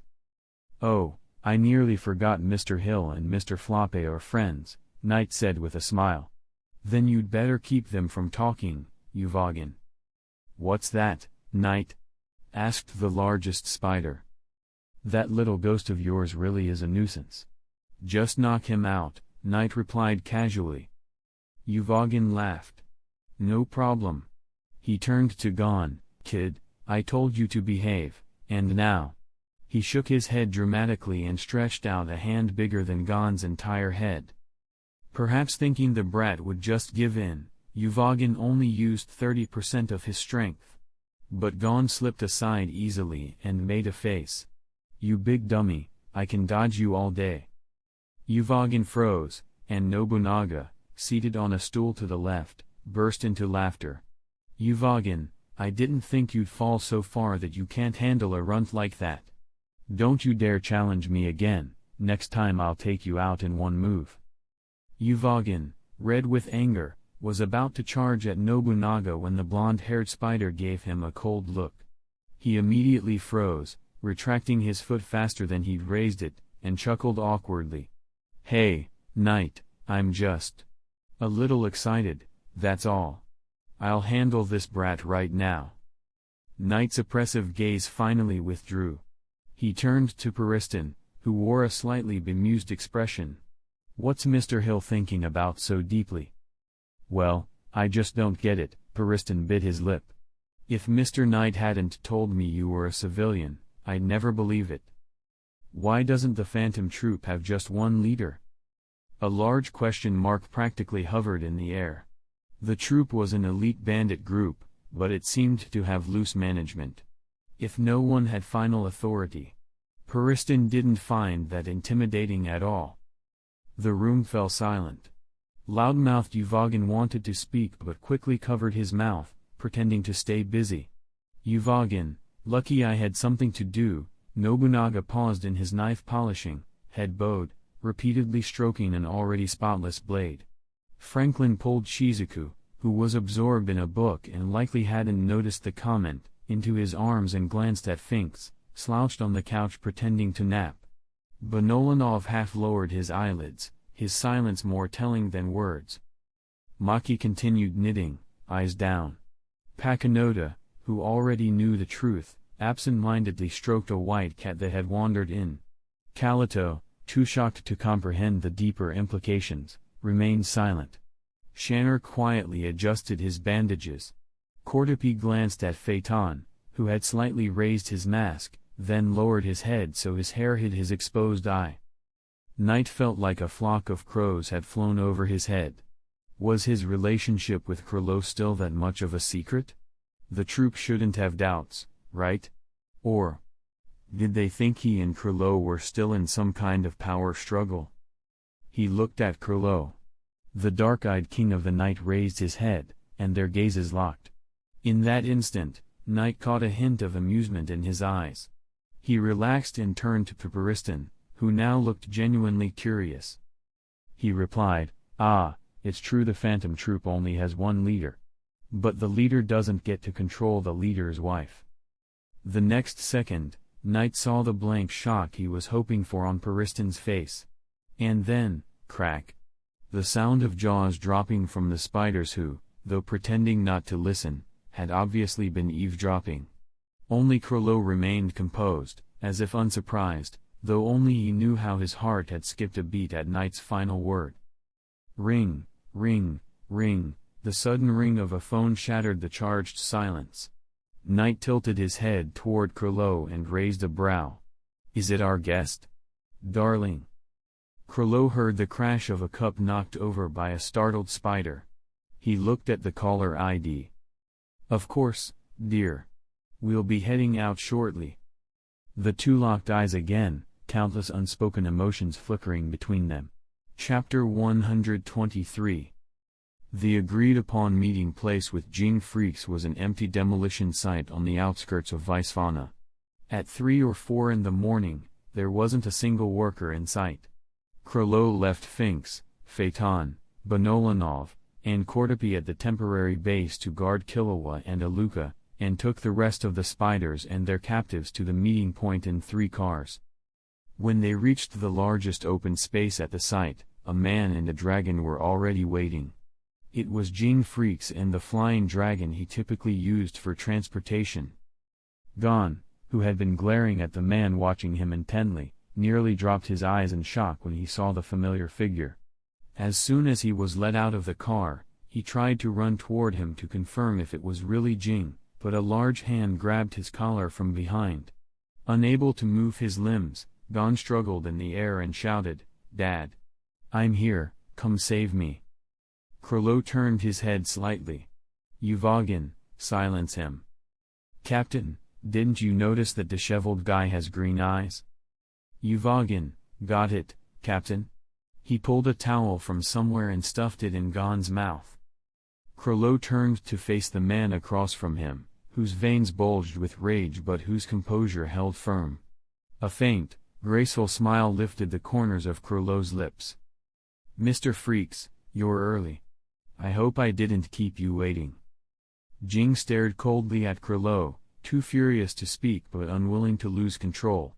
Naturally, his expression was far from friendly. Unbothered, Krollo continued, "Since Mr. Freaks has no complaints, let's get to the point. The person you asked for is here." He gestured toward Periston, who was just pulled from a car by Night, his mouth sealed with tape. Then Krollo turned back to Jing. "Now, Mr. Freaks, it's your turn to fulfill your end of the deal." Gon's eyes widened in disbelief. His father, Jing Freaks, had really made a deal with the Phantom Troop. "My word is never false. You can rest assured, Mr. Lucifer," Jing said coolly. "But there's something I'd like you to explain. For example, why is Gon here? Don't tell me you didn't know he's my son." The resemblance was unmistakable. Krollo covered his mouth in mock contemplation. "Didn't Mr. Freaks mention that he and his friends cost the troop some losses over a year ago? And this time, the incident wasn't initiated by my members." Jing's eyes flicked to Gon's face. The spiky-haired boy was suspended midair, hands bound, mouth stuffed with a towel, and crying miserably. Krollo gave Uvogin a light nod, and he yanked the cloth from Gon's mouth. As soon as he could speak, Gon shouted, "Dad! Tell me it wasn't you who made this deal with the spiders. Tell me what's really going on." Jing exhaled sharply, eyelids lowering. "It's true, Gon. I asked the Phantom Troop to help me capture Periston. I won't deny that. But..." His eyes snapped open, firm and resolute. "Gon, I didn't do anything wrong. Periston Hill is plotting something far more dangerous." But they're criminals. Murderers. How can a hunter work with bandits?" Gon's whole body trembled, struggling to contain his fury and confusion. "Hey," Night, standing beside him, suddenly chuckled. "We're bandits, sure, but your friend is an assassin. His family kills for a living. We walk the same path in the underworld. Why be friends with him?" "No. Killua is different. He hates what his family does." Gon shot back. "But still," Night said with a smile, "anyone who sees him calls him Zoldyck. I've heard members of that family start training as assassins at age 4. Can you be sure he's never killed someone innocent?" Gon froze.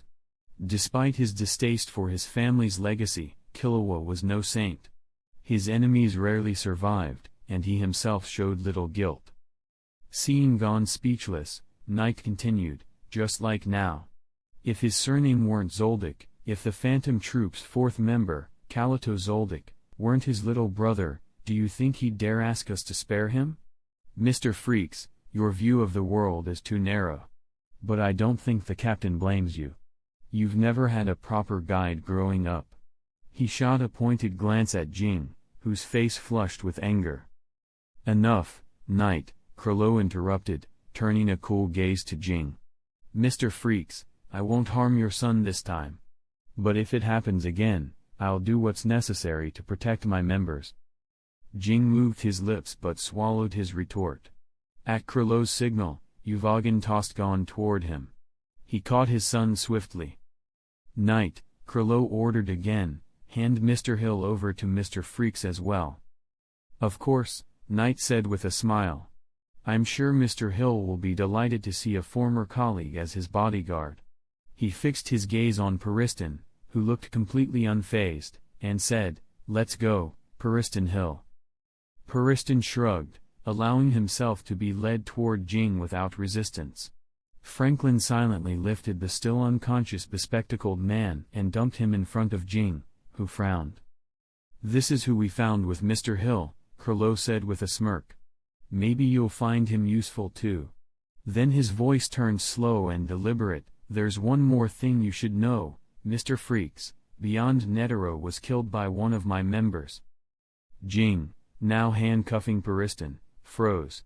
He turned sharply to Curlo and shouted, "Curlo Lucifer, what more do you want?" He understood instantly. If Curlo said it, then the team sent to pursue Beyond Netero must be compromised. The association's power would weaken, internal turmoil would follow, and its public image would suffer. The Phantom Troop had just done the association a favor. But they would never do such a thing for free. What did they want in return? "It's nothing," Curlo replied calmly. "When a species has only one or two members left, extinction is only a matter of time. Don't you agree?" As soon as he spoke, Gon, understanding what he meant, screamed, "What? Are you saying you want to kill Kurapika?" Jing finally understood. Gon, whose friend was the very man the Phantom Troop sought to eliminate, wouldn't stand by and watch. And as Gon's father, if he couldn't stop his son from seeking revenge, he would have no right to complain when the spiders killed Gon. Chapter 124. "No. You can't kill Kurapika. He's the last of the Korta clan. How can you be so cruel?" Gon still couldn't accept the fact that his friend might be killed by the man in front of him. Even if it meant losing his own life, he wouldn't allow himself to witness that scene. Curlo glanced at Jing Freaks meaningfully. "Look at your son, what will you choose?" Jing lowered his eyes and sighed. When he opened them again, they were steady and resolute. "Gon," he said, "come back to Whale Island with me for a while. There's a lot you still need to learn." "Dad, you..." "Why?" The spiky-haired boy stared at his father in disbelief. If he hadn't heard it himself, he never would have believed the man he thought represented justice and fearlessness would ask him to abandon his friends. "Gon, the Korta clan's tragedy wasn't caused by the Phantom Troop alone," Jing said calmly. "Some in the Hunter Association were involved. And beyond them, people from the underworld as well. Even if your friend Kurapika wasn't targeted by the troop, there are still many out there who want him dead." Jing didn't know every detail from years ago, but the chaos it caused in the association had revealed plenty. As long as the Phantom Troop released the message that Kurapika posed a significant threat, they wouldn't need to act themselves, others would do the work for them. Kurapika was doomed, and even if Jing could handle the troop, he couldn't deal with everyone. "Dad. How could this happen?" Gon gasped, eyes wide with disbelief. "Kid, even if the spiders don't go after him, do you really think he won't come for us?" Knight raised a finger seriously at Gon. "If you're patient, you might even get to see your friend one last time." "What did you say? Kurapika is coming here?" Gon shouted, shocked. "Why? What is he thinking?" But Knight simply dropped the serious look, returning to his usual teasing smile, and said nothing more. His irritating expression made it hard not to punch him. Curlo stepped forward, patted Knight on the shoulder, then turned to Jing. "Goodbye, Mr. Freaks. Perhaps we'll work together again someday. But for now, let's leave it here." With that, he signaled the others to return to the vehicles. As the spiders drove away, Jing couldn't articulate how he felt. He could only grip Gon's hand tightly to stop him from chasing after them. Behind him, Periston, bound in special cuffs that suppressed his nen but allowed limited movement, casually peeled the tape from his mouth and poured fuel on the fire. "Ah, the Phantom Troop leader's wife really is formidable. How come I didn't know that Mr. Kurapika, whom I met just 2 days ago, would be showing up in Vaishana?" Jing whipped his head around. "You're saying Kurapika is actually in the Jin Empire?" "Of course," Puristan said, completely unbothered. "And so is a clansman of his who's been locked in an association lab for over 10 years. In fact, without him, I wouldn't have been inspired to plan my big new venture, setting foot on the Dark Continent." Puristan Hill had always thrived on chaos. Though his current freedom was limited, he spent 3 years as the association's vice-chairman and was intimately familiar with the very cuffs now binding him. Escaping was a matter of time, so long as Jing was too distracted to notice. And so, Puristan carefully avoided revealing who exactly gave him the idea, leaving Jing and Gon to speculate. Sure enough, Gon leapt up. "That's impossible. There's no way Kurapika would want something like that. He's always been so kind." "Oh?" Puristan tilted his head, feigning doubt. "Strange. I heard the Korta clan aren't native to this world." "What are you talking about?" Gon shouted. "What do you mean?" "I mean," Puristan said with a smile, "the Korta clan is actually a remnant bloodline from the Dark Continent." Gon stood frozen in shock. "Elsewhere? Kurapika is coming?" Krollo, seated beside Knight in the back of the car, asked quietly. "Yeah. And so is the old Korta clan elder," Knight replied. "They've been tailing us for a while. Let's finish them off this time." Krollo smiled faintly, saying nothing. To the spiders, eliminating threats was only natural. "I am the dividing line." On a certain interstate highway, a car sped toward Visfana. An old man with a withered face leaned against the seat, eyes half closed in thought. His right hand rested on the shoulder of a beautiful, blonde-haired, blue-eyed youth beside him. The deep pressure of his fingers sinking into the boy's clothing and skin revealed his inner turmoil.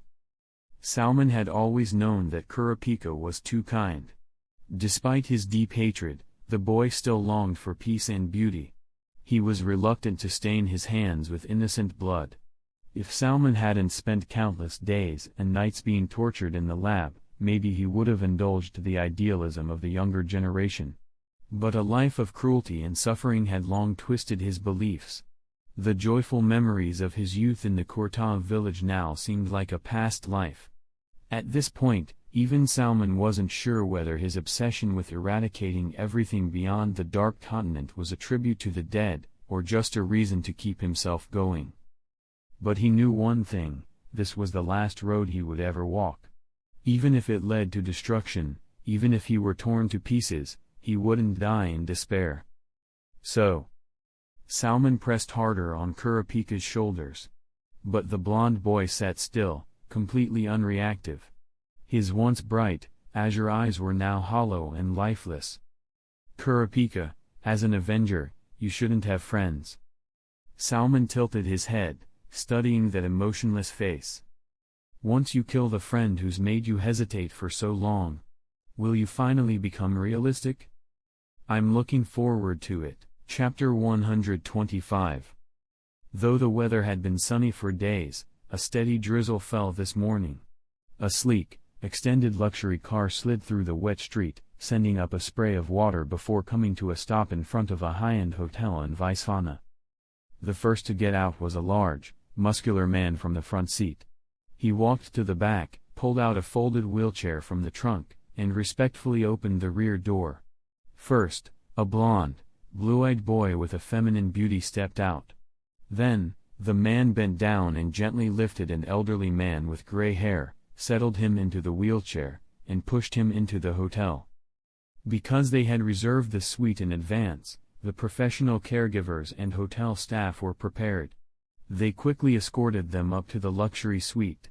But this guest was peculiar. Despite his disability, he refused any caregivers inside the suite and dismissed all staff. Apart from scheduled meal deliveries, he declined all other services and even forbade the disclosure of his check-in information. Still, the head concierge remained professional. Though filled with suspicion, she politely closed the door with a smile and left without comment. Once the door was locked, Salman opened his eyes. His dull gray-blue irises were cold and expressionless. "Peas," he called, the burly man who had helped him earlier, a puppet under Salmon's control. "Yes, master?" Peas responded immediately, bowing his head as he entered. Though his eyes were vacant, they were not as lifeless as Kurapika's. "Any word from Paristan?" asked the old Kurta man.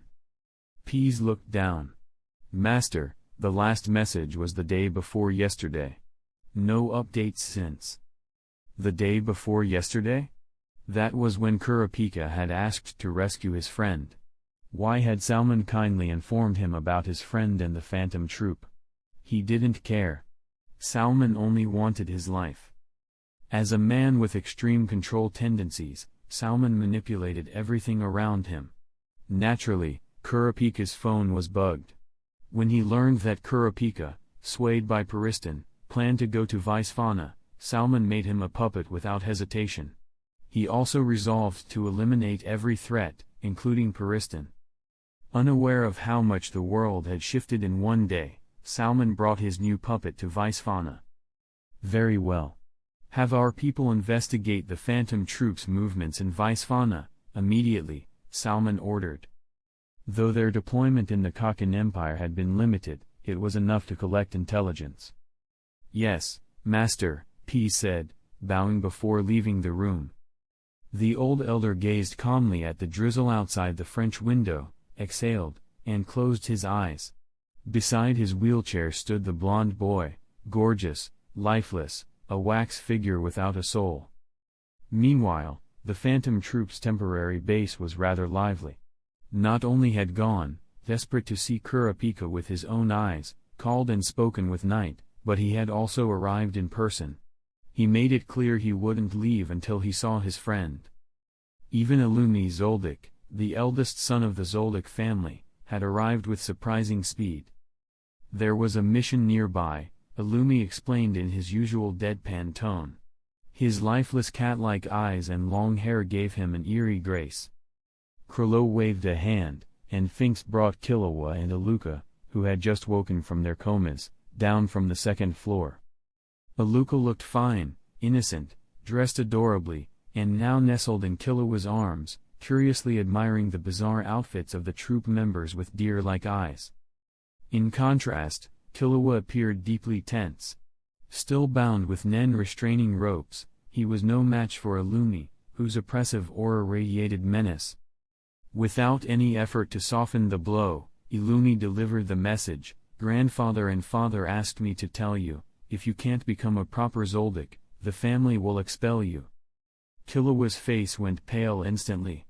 Despite all the rebellious things he had done, despite the chaos he'd caused, the Zoldyck family had never threatened something so absolute. He hated that family. He hated the rules his father had instilled in him. He hated how they never acknowledged Aluka as part of the family. He hated how they left Kalito embedded with the troop for the sake of family interests. But he had never truly thought of leaving the Zoldycks. Just like Zig, even if his father had made him grow up with his aunt, the boy was still determined to find his father. "How could you say that?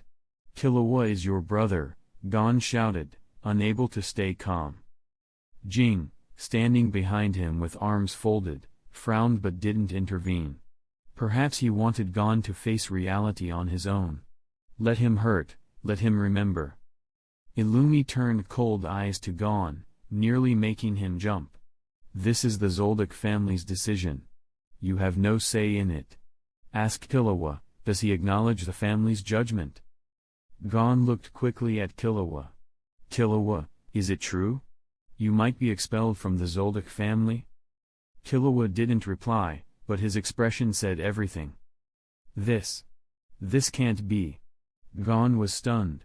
Having grown up in a normal household, with no formal education on inheritance or politics, author's note, honestly, this is weird. Gon didn't come from an assassin family, why didn't his aunt send him to school? Even if it'd be odd, at least he'd have some structured education. He looked to Jing for answers, hoping to find courage in his father's gaze. Jing said bluntly, "Gon, you're too naive." Then he turned to Illumi. As far as I know, some members have been expelled from the Zoldyck family before, but I've never seen them walking around afterward. If I'm right, those people lose their ability to remain strong. Correct, Illumi responded without hesitation. All internal facilities, intelligence, training methods, client data, transaction records, none can be leaked. If Killua is no longer part of the Zoldyck family, we must ensure that information never gets out. Although the family is trained to resist torture. He narrowed his eyes, voice eerily soft. Once expelled, we cannot trust he won't talk. So we'll ensure he can't.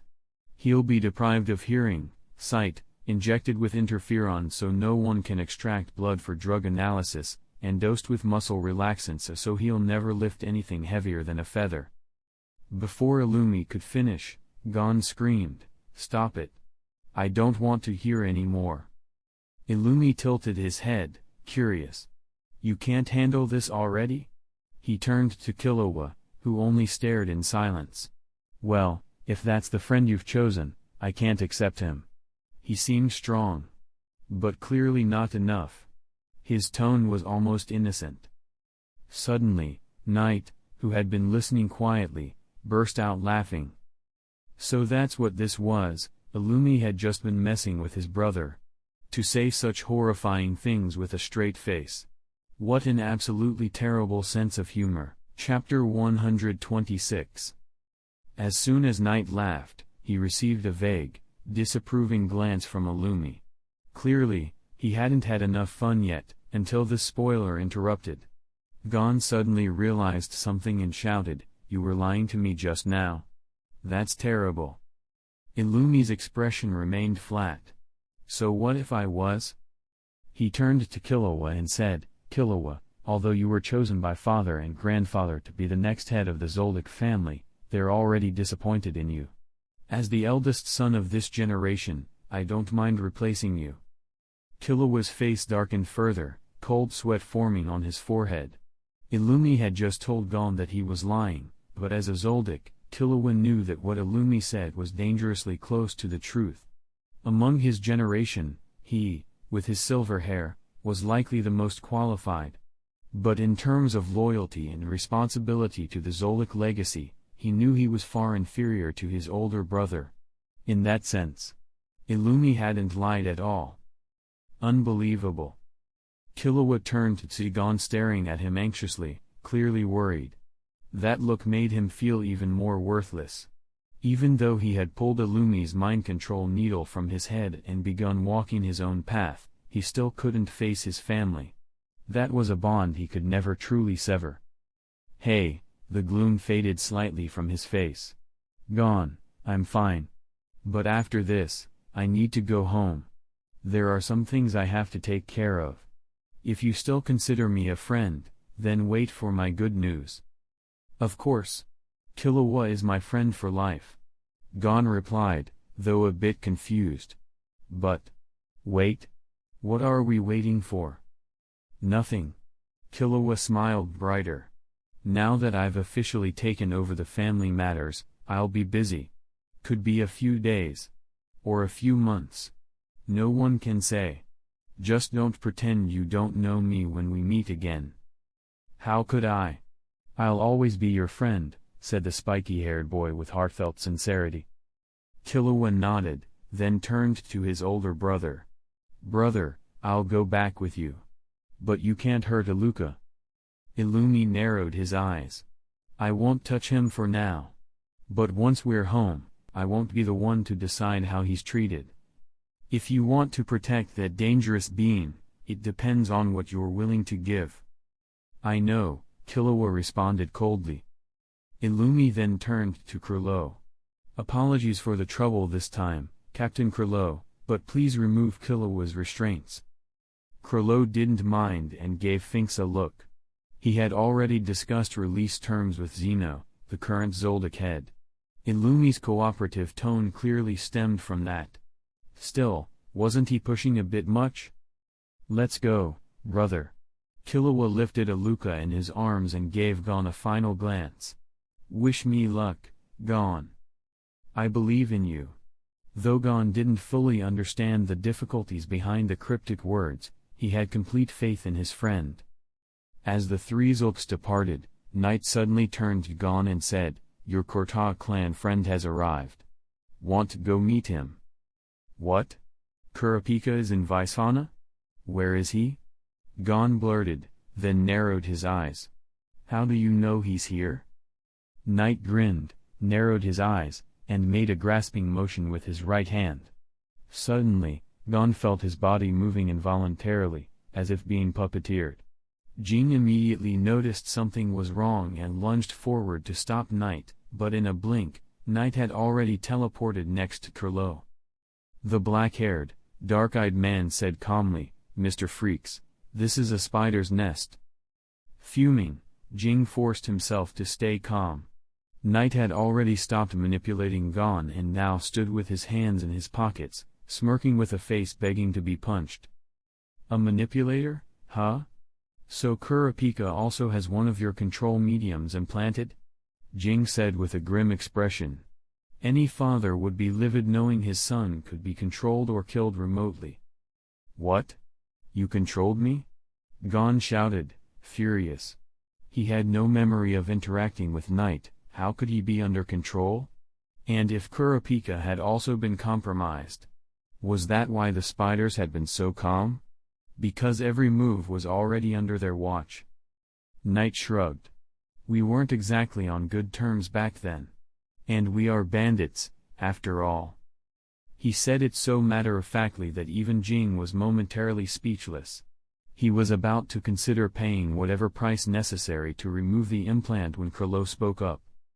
"It's getting late. Let's get moving." The spiders instantly snapped into combat readiness, flooding the room with oppressive nen. "Are you heading to Kurapika? Where is he?" Gon asked urgently, more concerned about his friend than anything else. "Oh? Didn't expect you to care so much," Knight teased. He quickly rattled off an address and grinned. "I think your friend will be very happy to see you." Gon didn't waste another word. He bolted from the room. Jing, eyeing the spider's charged aura, realized this wasn't the time to argue and quickly followed. Kurlo turned to Knight with a wry smile. "What kind of drama are you trying to stage now?" Knight shrugged with an innocent grin. "Am I that bad, Captain? Sometimes, a good show just needs the right push at the right time. Why should I do all the writing?" Kurlo didn't respond. The smile vanished from his face, returning to a calm, unreadable mask. "Let's head over too. If we're late, we'll miss the climax." Chapter 127. Even though Knight had implanted a chip in Kurapika's body, allowing them to monitor everything, Kurlo and his group hadn't rushed to the scene. If they had, it might have been difficult to explain what was really going on. So by the time the troop arrived at the hotel, chaos had already broken out. Guests and staff fled in panic, trying to avoid the looming catastrophe. Kurlo stood outside, gazing up at the hotel tower as some unknown force ripped it apart. The gaping hole had blasted through the suite where Salman had been staying. "How's it going?" Kurlo asked calmly, turning to the blonde spider beside him. "Well, that Kurta kid attacked the spiky-haired kid, and the spiky-haired kid tried desperately to wake him up." Knight folded his arms and shook his head. Didn't occur to him that if someone under manipulation could just snap out of it through friendship, there wouldn't be any point in us being here. And Jing freaks. What, he's just watching his son flail around in panic? Kurlo asked. That old man's manipulation ability is powerful too. He likely controls bodies through sound. Anyone without strong nen and willpower can be completely overridden. Even with Jing's knowledge and skill, the old man has another enhanced puppet and several lackeys on standby. He can't protect his son right now. Knight listed the facts smoothly, then smiled. Why? You thinking of using this chance to kill them all? Before Kurlo could answer, a thunderous crash rang out from above. A large, bloody man was hurled from the broken section of the building and landed with a heavy thud about 10 meters from the troop. It wasn't clear where the injuries were, but within 20 seconds, a pool of blood had formed. At first, he twitched. Then, stillness. He was dead. Ugh, gross luck. A drop of blood had splattered onto Finks's shoe. The pharaoh-like spider spat on the ground and turned to Krilo. "Captain, give the word. Let's wipe these bastards out." Before he could finish, another massive explosion tore through the hotel. Several figures flew out of the upper floors and crashed into the open plaza where the phantom troops stood. Kurapika, blonde and lifeless-eyed, stood farthest back, shielding the immobile Salmon. His blank expression made it clear, he was still under Salmon's control. In front of them, Gon stood, clothes torn, body bruised and bloodstained. He stared intently at Kurapika, his posture tense, but his eyes filled with hesitation. Jing had lost his turban. His entire body radiated raw, powerful nen. Despite the chaos, he looked utterly unshaken. He turned his head slightly toward Krilo. "You knew this would happen, didn't you?" he said, voice low. "That's why you told Gon where his friend was."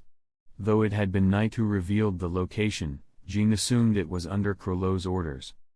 Krilo didn't respond directly. Sometimes seeing is more convincing than hearing, don't you agree? Being turned into a mindless killer by one's own people. Perhaps death would be a relief to Kurapika. Kurapika. It really wasn't you who did this to him. Gon, still haunted by what Salmon had said earlier, couldn't help asking again. Knight sighed. "I can't control people from afar. I'm not a telepath. I can only give passive triggers, like a Lumi's needle that makes Killua lower his head before a stronger opponent. But that's set during the implant. I never gave Kurapika such a command. Just tracking and eavesdropping. And clearly, he spread his hands. I'm not the one controlling him." Gon bit his lip, turning to Jing, who gave him a grim nod. Despair flooded his face. He couldn't believe it, Kurapika had been turned into this. All because of him. Salmon had said Kurapika didn't need friends, only hatred. He'd said if Kurapika couldn't forget his friends, then they should all die. He said the Korta clan weren't even human in the eyes of the world. They were natural enemies of mankind. So killing him is the kindest option. Krilo spoke calmly, expression unbothered. The extinction of such a violent, extreme race isn't really a tragedy. Mr. Freaks, don't you agree? Though Jing specialized in enhancement-type nen, he wasn't a fool. One look at Salmon and it was clear how dangerous he was. Even Periston, whose nen he'd temporarily sealed and left in the care of an old contact in Vice Fauna, had said something similar. In hindsight, it made sense. Salmon wasn't just extreme, he was anti-human. If left unchecked, who knew what further horrors he'd unleash? Still, as a hunter, Jing's instinct was to capture, not kill. But maybe he was already too late. Despite his crippled legs, Salmon wasn't weakened. As a nen user, age didn't dull him. And Krilo's group hadn't hidden their identities. Even if Salmon didn't know who exactly they were, he knew they weren't allies. And now, others had shown up, and they clearly wanted to kill him to silence things. Salmon's cold gaze sharpened. Quietly, he gathered his nen. Today, even if he died, he would drag a few down with him. Then, without hesitation, he gave Kurapika a new command. Kill Gon. At the same time, his nen tendrils crept toward Shizuku, whom he saw as the weakest link. Ability, Gorgeous Dream of Death, a special manipulation ability that distorts the target's mind, trapping them in vivid hallucinations and making them relive death over and over. Conditions: the target must have weaker nen than Salmon. He must stare at the victim uninterrupted for 1 full minute to activate the ability. Once active, it continues unless Salmon dies. But Salmon picked the wrong target. Everyone in the troop knew Shizuku was a bit slow. But she was always protected. Franklin, in particular, watched over her like a protective father. So when Shizuku's clear eyes suddenly froze, Franklin immediately sensed something was wrong. "Everyone, watch out. That old bastard's pulling tricks," he roared. Chapter 128. "Damn it," Uvogin bellowed, raising his fist and charging toward Salmon, ready to end the old man with a single punch. The gray-haired elder of the Kortag clan gave a chilling smirk, and suddenly a haunting, siren-like tone issued from his throat. Uvogin froze mid-charge. His eyes turned red, and then he abruptly spun around and slammed his fist into Nobunaga, who was following close behind, launching him a full 10 meters. "Uvogin! Why are you hitting your own guy?" Finks shouted. But as soon as Uvogin, now mind-controlled, heard the voice, he abandoned his original target and threw a powerful punch at Finks instead, one that Finks barely blocked in time. Knight immediately realized the situation and yelled, "Everyone back off. That old man's a high-level manipulator, Uvogin is under his control." Nobunaga had already climbed to his feet. He spat out a mouthful of blood, wiped the corner of his mouth, and shouted, "Damn it. This kind of crap? I swear, after this is over, I'm beating the hell out of him." Referring, of course, to Uvogin. 2 members of the troop had already fallen into Salmon's trap. Franklin, cradling the entranced Shizuku, looked urgently to Kryllo. "Captain, what's the call?" Kryllo pursed his lips, weighing options. Then Knight stepped forward. "I'll go. Don't forget my ability." He took a chip from his sleeve and bit into his shoulder, activating automatic combat mode.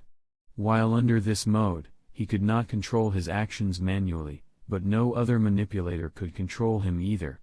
It was risky but ideal for this situation. Kryllo frowned slightly. He knew Knight's approach was the best solution, but something in his chest ached. His role as leader conflicted with his concern. He exhaled deeply and began issuing commands. "Nobunaga, help Finks contain Uvogin. Break his legs if you must. Franklin, get Shizuku out of here, secure the perimeter within 100 meters, nobody in or out. Kordapi, go with Pakinoda and Kalito, pull back. Phaeton, Banolanov, Maki, stay with me. Don't let that old man get near you." Each member moved without hesitation, taking formation as directed. Watching the coordination from the sidelines, Jing couldn't help but be impressed, and slightly disturbed. This was the kind of clarity and unity that made even a group of 13 feared worldwide. Kryllo, meanwhile, ignored Jing entirely. Once Maki, Phaeton, and Banolanov reached him, his eyes closed and his nen surged to life, a deep blue aura flaring around him.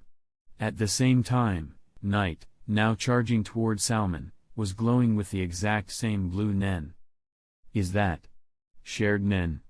Jing, an experienced world traveler and nen user, focused his vision and noticed a faint thread of nen connecting Kryllo and Knight. That level of nen cooperation was unheard of. The trust it required was nearly impossible, especially between 2 people from somewhere like Meteor City. Jing stood frozen for a moment, then quietly scoffed at himself. Who was he to judge? The phantom troop hadn't panicked under Salmon's ambush, Salmon had. He just pushed Kurapika to his limit to attack Gon, then managed to subdue Uvogin, a powerhouse with comparable nen. Stretching further wasn't easy. Still, he was ruthless and didn't hesitate. Before Knight could reach him, he immediately forced several panicked civilians, controlled in advance, to charge at him as human shields. Then Salmon rose to his feet. It turned out that he had mechanical legs installed before arriving in the Kakin Empire, feigning disability to catch enemies off guard. Now that his life was on the line, he had no reason to keep up the act. As a powerful manipulator, Salmon didn't rely solely on his nen. After decades in the Hunter Association's secret labs, especially after seizing control 6 years prior, he had stockpiled dangerous weapons. One of them was the spiral meteor cone, which now shot toward Knight with deadly speed. It zoomed at Knight's head like a bullet. But in autopilot mode, Knight moved like a perfectly calibrated robot, dodging the strike by twisting his neck. The meteor cone whooshed past, but then rebounded and curved toward the back of his head. Knight ducked, just narrowly evading it again, and closed the distance with terrifying speed.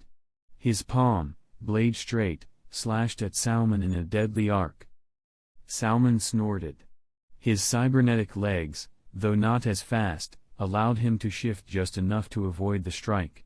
The meteor cone surged back again, but Knight bent forward in a motion that almost seemed premeditated and dodged it once more. Krollo narrowed his eyes. He couldn't fight directly, he was channeling Nen to Knight in real time. But he could coordinate. Banolanov, swap with Franklin. Franklin, aim for his legs. Blow them apart. Understood, Captain. Franklin handed the dazed Shizuku to Banolanov, then detached the caps from his fingertips. The black barrels aimed at Salmon's legs and unleashed a barrage of Nen bullets, forcing him into evasive maneuvers, unable to focus on disrupting Knight any further. Meanwhile, on the other side of the battlefield, the puppet that used to be Kurapika was locked in a brutal clash with his old friend, Gon. Unbound from the restrictions of his vow of enmity, the chains Kurapika conjured were about 30% weaker than when he was hunting spiders. But with his crimson eyes active and his potential unlocked, he had full access to every Nen category, and Salmon was using that to turn him into a relentless killing machine. Pain didn't slow him. Emotions didn't distract him. He attacked with ruthless efficiency. Gon, still restrained by doubt, was clearly losing ground. Gon, fight back. Jing finally snapped. He's not your friend anymore, he's a puppet. Let him rest. But Dad, how can I? Gon faltered, turning his head. That moment of hesitation was all it took. The chain wrapped around his right arm like a serpent and flung him into the air. Watch out. Jing hadn't planned to intervene. He'd wanted Gon to navigate the emotional conflict himself. But this wasn't about choices anymore. Kurapika was too dangerous in this state. He didn't know much about Kurapika, only that he was the last of the Korta clan and his son's dear friend. Now, he was a hollow weapon, and death might be his only peace. With no more time to spare, Jing launched himself into the battle. Chapter 129. Gon was thrown into the air by Kurapika, the rushing wind whistling in his ears. As he spiraled, he caught sight of the blond boy's bloodshot eyes, hollow and unfocused. He screamed desperately, "Kurapika, wake up! Are you really going to stay a puppet forever? Hurting your friends, hurting people you don't even know? Kurapika, Kurapika!" Jing had already leapt into the fray. "Gon, stop wasting your breath. You can't pull someone out once they're fully controlled. And if the control breaks improperly, he'll become a vegetable for life, damn it." Kurapika, as if sensing Gon's emotional shift, swung the chain still attached to Gon with shocking force. Jing, not wanting to risk injuring his son, dodged at the last second, cursing as he narrowly avoided the strike. "What? Kurapika? He really won't ever wake up." The shock in Gon's voice was palpable. But before he could grasp the full weight of Jing's words, his body slammed hard into the ground, creating a crater. Blood gushed from a gash on his forehead. His dirt and blood-streaked face twisted in pain. "Gon!" Jing shouted, rushing toward him, but Kurapika had already anticipated it. He yanked the chain binding Gon, dragging the half-conscious boy back toward him. Chains quickly ensnared his limbs, locking him in place. This guy. Even like this, his reactions are so sharp. Jing gritted his teeth. Kurapika had instinctively used Gon as a shield, making any offensive action risky. If this dragged on, Gon's injuries could turn critical. Unless... His mind raced. He glanced toward the other side of the battlefield. Knight was still pressing Salmon hard under a storm of Franklin's bullet-like Nen blasts. Salmon appeared unable to control anyone else and was clearly faltering. A flicker of hope. After all, Krollo had told Franklin to fire indiscriminately. Knight could withstand it. Even under attack, Gon refused to retaliate. His loyalty was unshakable. Kurapika. Look at me. You know who I am. Please. Don't let yourself be controlled. But Kurapika's red eyes remained lifeless. Under Salmon's influence, the chains tightened. Gon gasped, his blood circulation cut off. His face turned pale. Struggling to breathe, he looked into his friend's eyes and cried out, Kurapika. Don't become the kind of person you hate most. You remember, right? As Gon edged toward suffocation, Jing abandoned all hesitation. He shot toward Kurapika like a ghost, aiming a precise, fatal strike at the back of the neck. Kurapika turned just before it landed, pulling Gon in front of him again. Forced to stop mid-attack, Jing began launching rapid, non-lethal strikes to distract and disrupt Kurapika's rhythm without risking Gon's safety. Crack. Salmon's mechanical legs shattered under Franklin's barrage. His body, unable to stabilize, slammed to the ground. A moment later, Knight's palm, shaped like a blade, pierced clean through Salmon's chest. The old Courta's gray hair fluttered briefly before his lifeless body collapsed. Blood pooled beneath him, spreading fast. Knight stood over him, breathing hard. The next second, his empty eyes regained clarity, and then, the recoil of his autopilot mode struck. He dropped to one knee, his body trembling from fatigue. Krollo rushed over. His expression was as composed as ever, but his eyes burned with quiet concern. He crouched beside Knight and held his shoulders. Are you all right? Though clearly drained, Knight forced a smile. No problem, Captain. I can still stand. But Krollo could see the subtle twitch in his face, the pain he was hiding. Without a word, Krollo lifted Knight into his arms. It's fine. It's not serious, he said, glancing at the now frozen Kurapika and bound Gon. Knight, mortified, grabbed Krollo's fur collar and hissed, Put me down, Krollo. You're carrying me bridal style in front of everyone? What about my pride? He cursed silently but gave up resisting. Dignity was fleeting, but he'd reclaim it later. In private. Meanwhile, Kurapika stood like a wax figure before Gon. The chains dragged loosely from his hands, now lifeless. Gon, once freed, immediately rushed over, patting his cheeks and calling his name. The red light faded from Kurapika's eyes. But his dull blue gaze held no recognition. Don't bother. He can't hear you. Jing approached slowly and addressed his shaken son. He's just a shell now. A human-shaped puppet. No thoughts, no emotions. He doesn't even feel hunger or cold. Dad. Can't we help him? Can't a specialist remove the Nen? Gon asked, eyes wide with fragile hope. Jing looked away, then toward the spiders. I'm afraid not. Gon whipped his head around. Of course, he'd forgotten. The phantom troop wouldn't let Kurapika live. Krollo, still holding Knight, met the father and son's gaze with a faint smile. Then, without a word, he turned and walked away from the battlefield, his comrades silently following.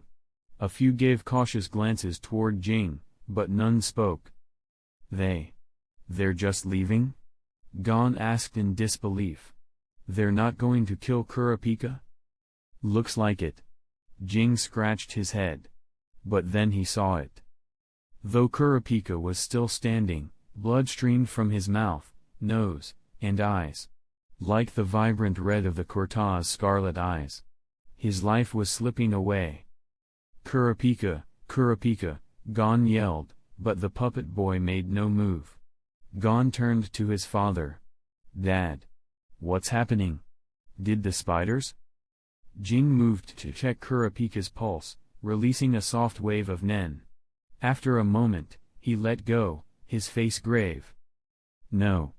It wasn't them, he sighed. When Kurapika fought you earlier, that old bastard forced him to burn through all his vitality. His body. He's beyond saving. So that's why the spiders had walked away without finishing him. Knight and Krilo had calculated everything, flawless to the end. The wind blew, carrying dust and memory across the ruined battleground. And with it, the last breath of the final Kurta. Gone, bloodied and bruised, clutched his friend's body, biting his lip. No one knew what thoughts were going through his mind. Chapter 130. After burying Kurapika and his remaining clansmen alongside Gon, Jing Freaks rushed to where Gon's friend had been watching over Paristan. Instead, he found his comrade gravely injured and unconscious, with Paristan's removed shackles lying discarded on the floor, and Paristan himself vanished without a trace. That sinister bastard! Jing cursed under his breath, but first he tended to his fallen ally. His delay in caring for his friend cost him time in pursuing Paristan. Now, he wasn't sure when he'd get another chance. But with things as they were. With Paristan gone, beyond Netero deceased, and Salman eliminated, the Khakan Empire's ambitious Dark Continent expedition was doomed. Those summoned by Paristan within the Empire had quietly fled. The king sought asylum abroad, leaving a befuddled spokesperson to deal with disbanded forces. Only then did a special council, referred to as the C5, intervene, ultimately taking control of the empire under the pretext of national security. Within years, the empire vanished entirely. Jing found the Hunter Association members who'd failed to capture beyond Netero and Visfana, all injured. Several senior hunters had died. Leorio, despite looking battered, held on to hope. But upon learning of Kurapika's death, he was silent for days, then left without another word, returning to his medical studies. The operation's fallout significantly damaged the Hunter Association. Its acting president, Cheadle, was seriously hurt and unable to govern. A dramatic election cycle began, with fresh contenders and power plays emerging. As for Killua, neither the spiders nor Gon heard from him for 3 years. No one knows what became of him after his departure. At the spider hideout, a towering figure dressed in clown makeup swaggered toward the entrance of a villa secretly bought by Knight. His lank red hair, pale skin, and seductive demeanor were unmistakable. Hisoka had returned. Hisoka, really? Still itching to get thrashed by me? Knight greeted, frowning. If only I'd been more merciless last time. On Knight, you're just too good to me, Tilda. Hisoka purred, eyeballing Knight's fiery glare. Nearly pounced, if Krilo hadn't been standing right beside him. Oh, forget Krilo, fight me instead, Tilda. He languidly covered his chest and moaned in feigned pleasure. His antics made Knight's veins bulge. Get lost, Hisoka. I'm never going easy on you again. Hisoka sighed theatrically. Oh, don't be harsh. I love you so much, can't get enough. He bent his waist provocatively. The absurdity drove Knight mad. Hisoka had resurfaced after his injuries on Yorknu. He'd hidden in various places to recover, avoiding foes and chasing thrills. He clearly craved a more exciting, and dangerous, opponent than Krilo, so trouble followed, and Knight reluctantly accepted. Hisoka, Krilo said softly from the shadows. Tilda? Hisoka flicked a glance at Krilo, whose gaze was impassive. You want to fight Knight again? Of course, Tilda. Why taste only once? Hisoka grinned sadistically. Or do you want to fight him instead, Krilo? Krilo calmly replied, yes. Hisoka froze. Then his excitement surged. He thrived on rare opportunities, Krilo rarely fought. Suburbs sound good, Krilo said indifferently. Knight, stand down. I understand. Knight replied, stepping aside. I'm already tingling, Hisoka cried. Let's go, Krilo, no time to wait. Of course, Krilo replied evenly. In an instant, a wind gusted past Knight. Krilo and Hisoka had vanished into the night, heading where Knight couldn't see. The villa fell silent. Alone, Knight eyed the sky. He knew Krillow's strength better than anyone. This duel would be something extraordinary, especially considering Dimensional Space Gate, the ability Krillow had stolen from a hunter. No wonder he accepted. Later, in the villa. In a quiet study, fragrant summer flowers grew in pots by a French window. The room was dimly lit. Knight sat at a small table. Across, Krillow appeared, neat, composed, untouched by wind or exhaustion. Back so soon? Tea's at the perfect temperature, Knight offered with a slight tilt of his head. Yeah. Just right. Krillow smiled, an almost imperceptible upward curl. And that's a wrap, hunters. Another great Hunter x Hunter fanfic done. First one since I've got back. Like usual, show the author some love. Their info is below. If you're new here and vibing with the channel, like, drop a comment, even if it's just screaming Killua supremacy as any normal person should, and hit subscribe to officially join the cult, community. Yay. The Hunter community, eyes emoji. Your support helps a lot. Just you watching and liking the video, comments, it helps keep me motivated too. So yay. What else did I have to say? Oh, and also keep an eye on the community posts. We aren't bots and actually post cool stuff there daily. But don't quote me on that. If Terry's nothing there for a day. Or a few days. I choose to dodge all responsibility. That's it for now. Peace. And love y'all. Headphone emoji, red heart emoji.